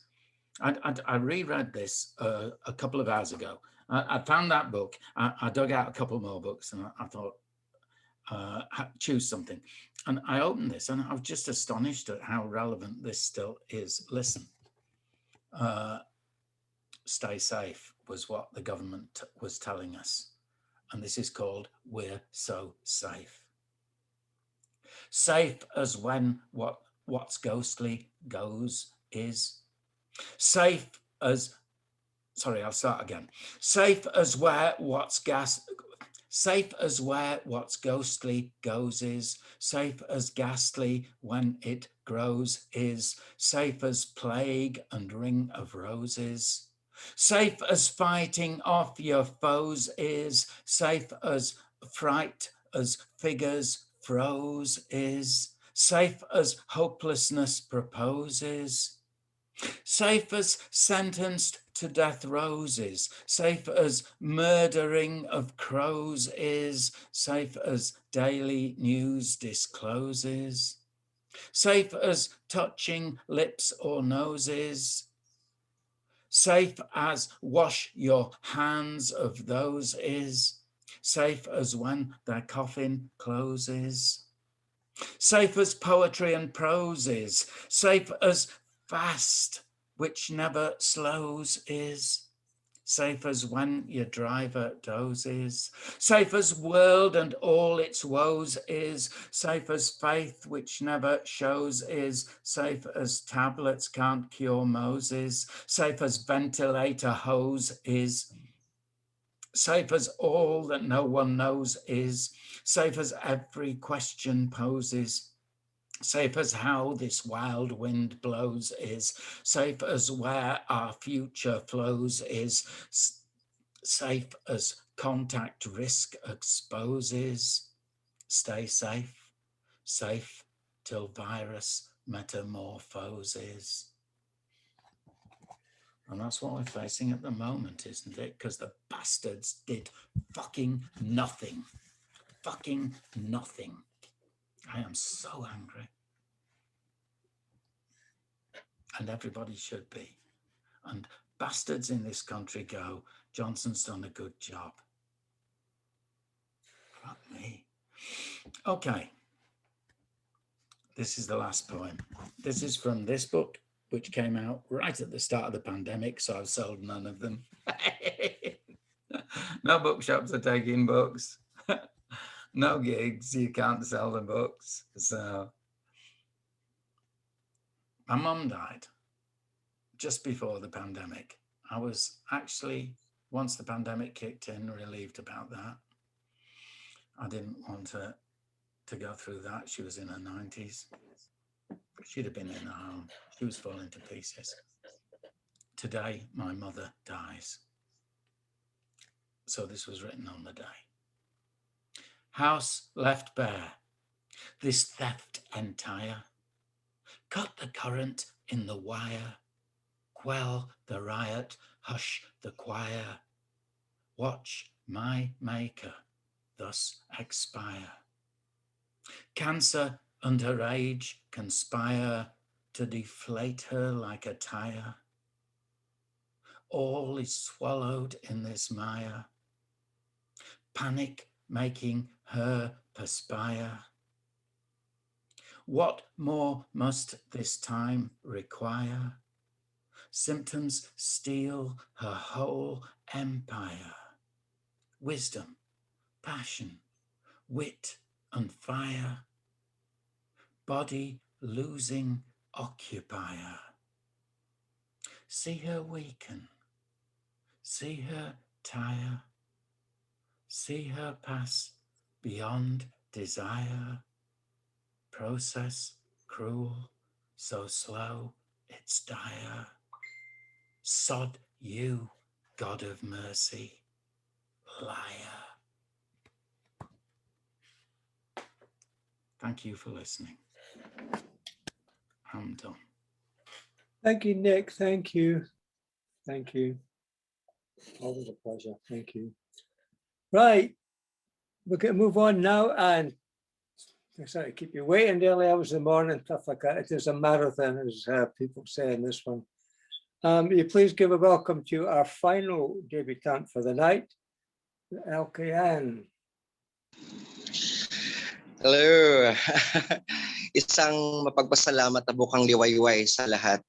A grateful sunrise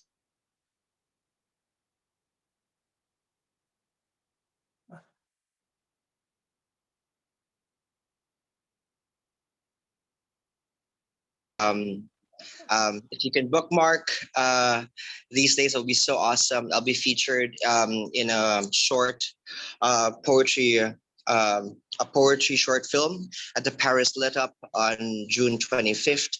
And the word is right on the United States, July 17, and at the Poetry Festival Singapore on July 30th. So you can check out Instagram, the LKN Poetry. This poem is called Taxes of Chapter 11. Apology isn't easy in poetry. Pride's a paycheck we love to earn. Forgetting is a currency exchanged for the memories wherein ink bends on boxes hidden in our pillow. The bite marks imprinted is worth the stalks of teeth divested when no one is looking. It's easy to lie alone. No one will know the deposits a poet makes on accounts of appearing artistic. The theatrics of tax pretending that it's all right to sell. Out goes the numbers that hides the acquisition of branded principles. We have to eat, yeah? You have to pay rent. Can we pay poems for the train fare? Leasing parts of us to ensure there's a tuition we can beg for, or a hospital bill is cleared, or financing our debut book. The list is exponential. We thinking that we can hide those inks inside that has spilled too cheaply for claps, shares, citations to dole out our pieces like a humanitarian aid, while we lose the dignity of being human ourselves. Who cares about the poet? People see us as bars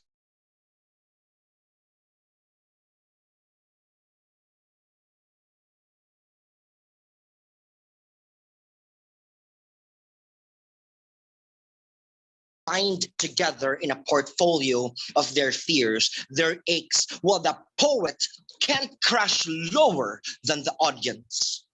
We're made into a hedge of a wordsmith, a one-sided partnership. The fee in the envelopes are the accounts of how much we have been silenced. We have to mute our own ledgers, audited by readers that doesn't want to see our bloody rape, the vault of pill caps running on the side, or depression when it makes a debut on stage. Trigger warning, a composite index, trading the screaming spots of our own discrimination to ourselves. It turns into a gold standard of how to be a commodity, sold, says the auction of our raw nakedness, striped of being stripped. We're an in-demand produce to be bartered like a chunk of shank meat, a wagon of purple diamonds, or a row of prime apartments. Commercialization wins, ding, ding, ding, buzzed by the floor. The poet on a posh apartment, drugged, dragged, floored with memories of how the followers and subscribers made everyone's favorite nobody, away from being the poet of being no one's everybody.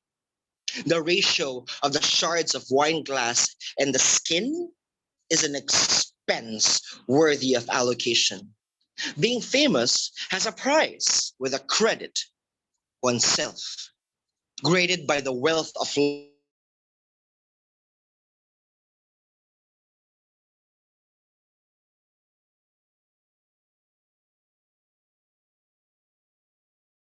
that there's a body left, bankrupt of soul, while the shrieking sale of the poetry is a bestseller.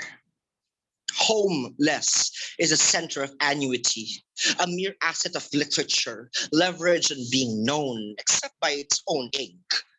The business of a poet who is still lifeless on the velvet carpet. The only words that escaped the poet that was real, that was unblemished by the literary economy. I'm sorry. I'm sorry. I'm sorry for being the poet that put poetry as a last priority. Tell me, was the open mic slot worth it? Was winning the slam worth it? Huh? Was being headliner in an event worth it? Was being featured in a journal worth it? Was being published worth it? Was a number of followers you have in your social media worth it?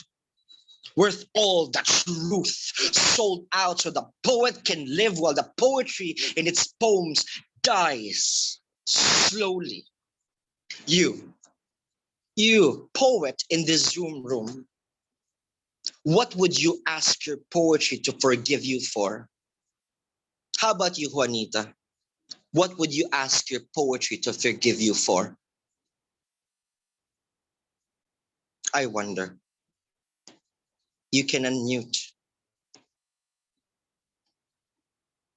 and tell us, You're asking me? what would you want to ask your poetry to forgive you for?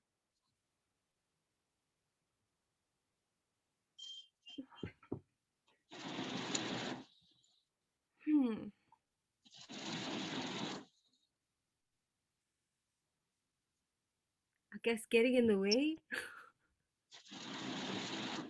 of it.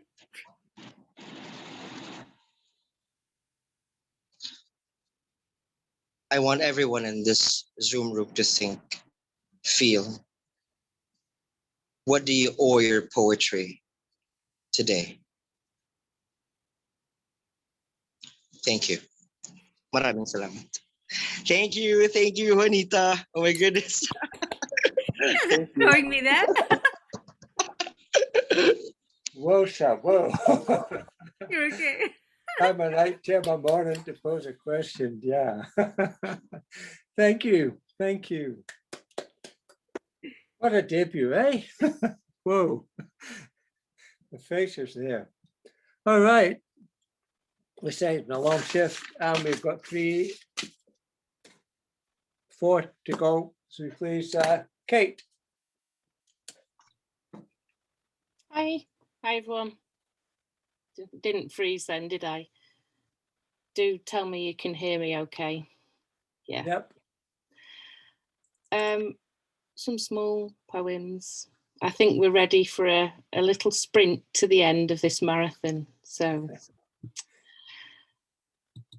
if you judge the value of something by its weight, its length, then books are for you. If you judge something by its meaning and its speed, then poetry is for you. If you judge something by its spontaneity and impact, then poetry is for you. If you judge something by the complexity distilled into simplicity, then poetry is for you. If you judge something by its ability to inspire hope and catch your breath, then poetry is for you. If you judge poetry as pretentious, boring, pointless, all the same, you've not found your poetry. Keep looking for the poem that is calling your name.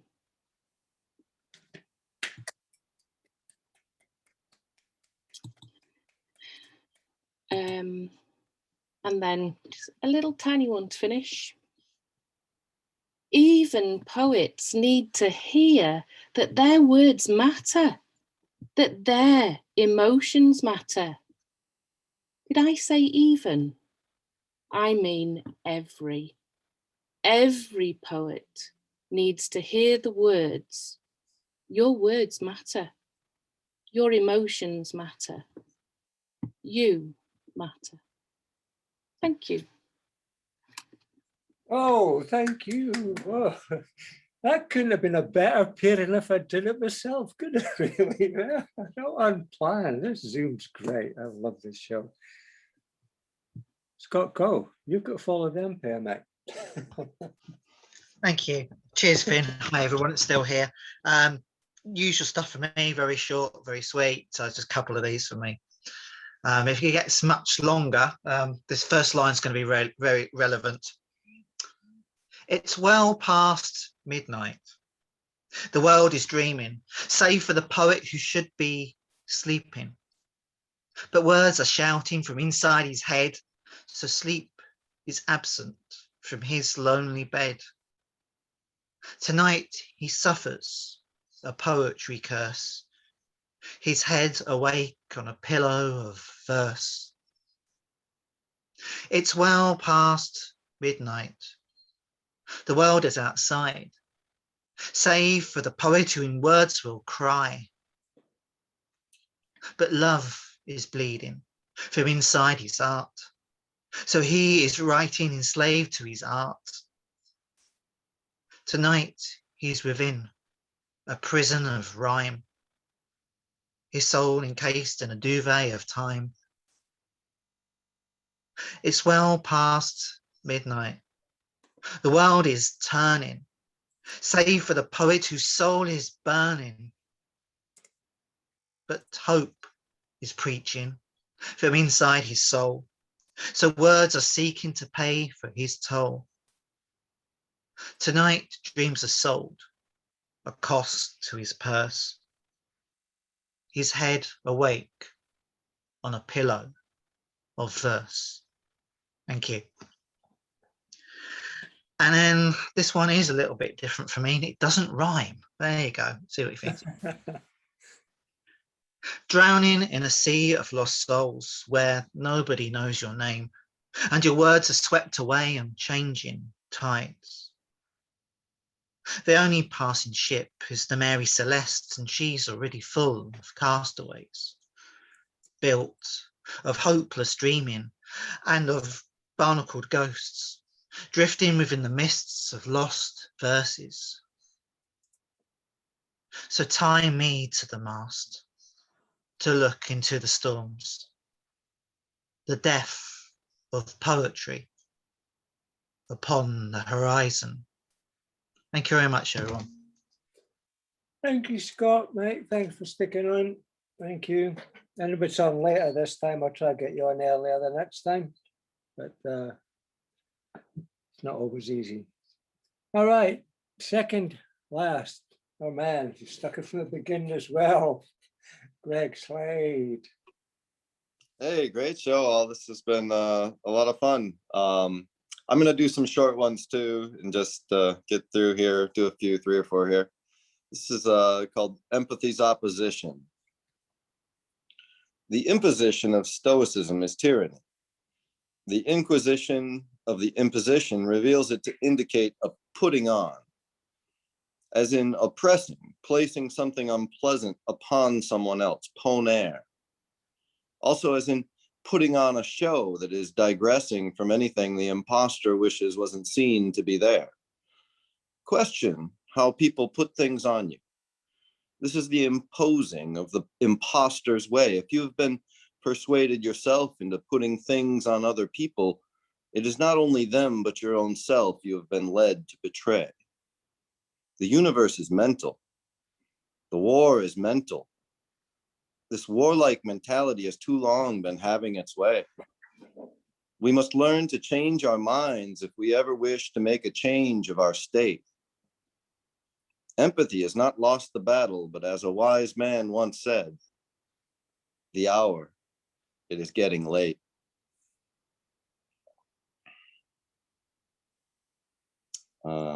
This is called Equally Nice. It's just disillusionment down through the ages. Knowledge becomes ethereal. Purity becomes imperial. Consciousness colliding with harsh and modern realities in an earlier age, earlier and earlier all the time. It is then reasonable to say society soon will be wholly disillusioned. It will be automatic for the people, integral in some perpetuation. Perhaps the world will end in ice.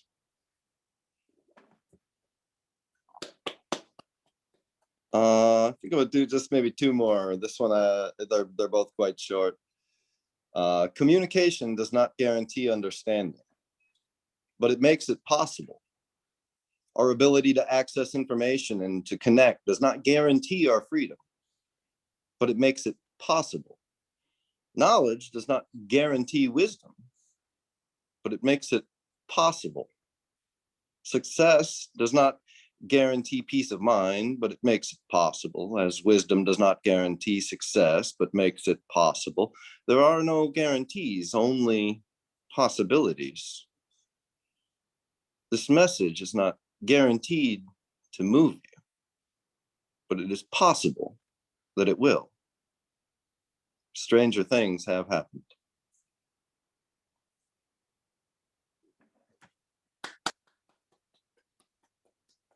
And then I'll do one more short one. This is called This Is the Way. Villains also have origin stories. Sometimes they even change their minds. Sometimes a hero is in some way wounded or beguiled and crosses to the darker side. You can't tell from a uniform whether or not someone is crossing the line. You can't tell from past actions what anyone will somehow now decide. We all have our own origin stories, but it is not the story that dictates how we're defined. Whether you think you're a hero or a villain, even if you've resigned your life to be neither nor, it's never too late to change your mind and become something even you never thought you ever were before. Origin stories are not determinative. Change is all that ever remains. The past is to the future as an open door is to the day that is begging to be made.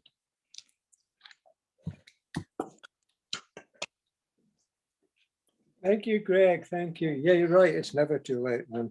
I didn't start this till I was 66. So what the Holy moly. Really, You seem like an old hat now. I've been writing for a lot longer than that, like, but I didn't actually start standing up and doing it and just for a couple of years ago. So, wow. Thanks for All putting right. it on. Yeah, thank you. It's never too late, man. Unless it's after midnight, Scott. Then The hour is getting late, though. Yes. All right, we're down to our last final one. Never too late for the Belfast Slams semi-finalists to take the stage. Yeah, current news, me, Mark Clive Osman. Hello, how are you all doing?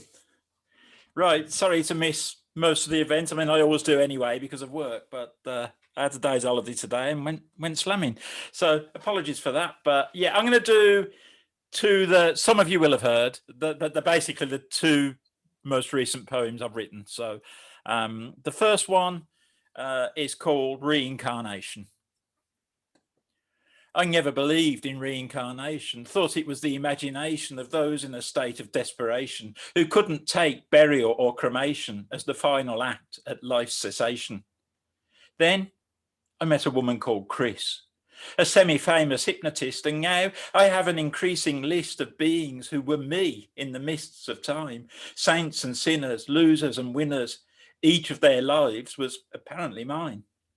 At the first appointment, she braced me for the disappointment that the session may draw a blank.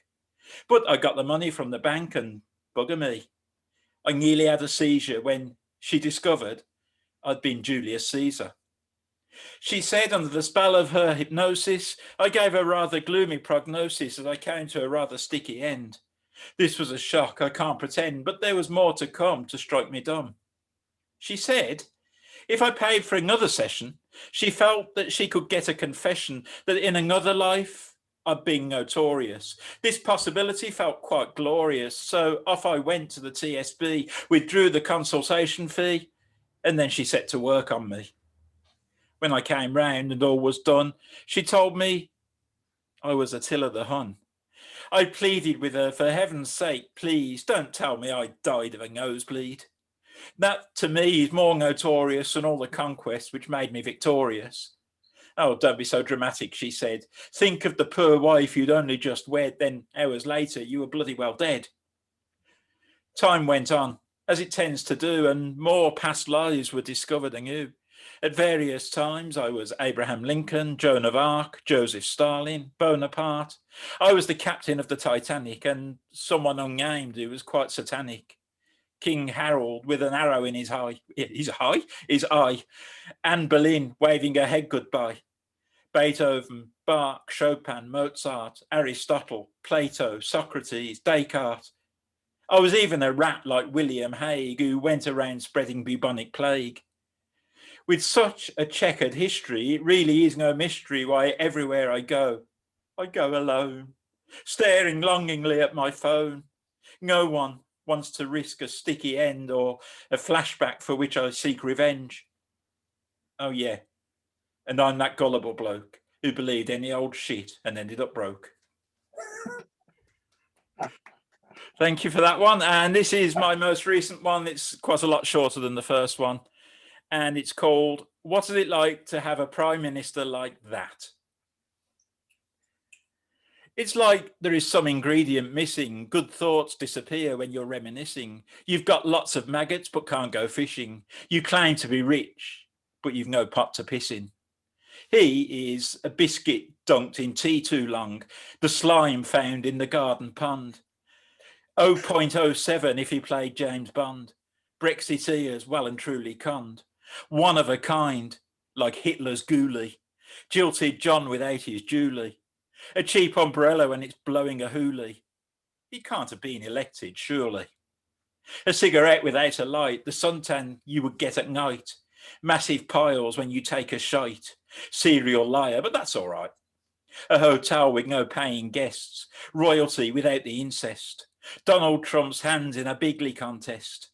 Looks like a scarecrow that's well past its best. Manchester City without the money. Looney Tunes without Bugs Bunny. A comedian that isn't funny. And don't even think of the alimony. Thank you very much. Thank you. That's still funny. I've read it and seen it before. It's a great one. And it's, it's true. Can't argue with that last one. That's all.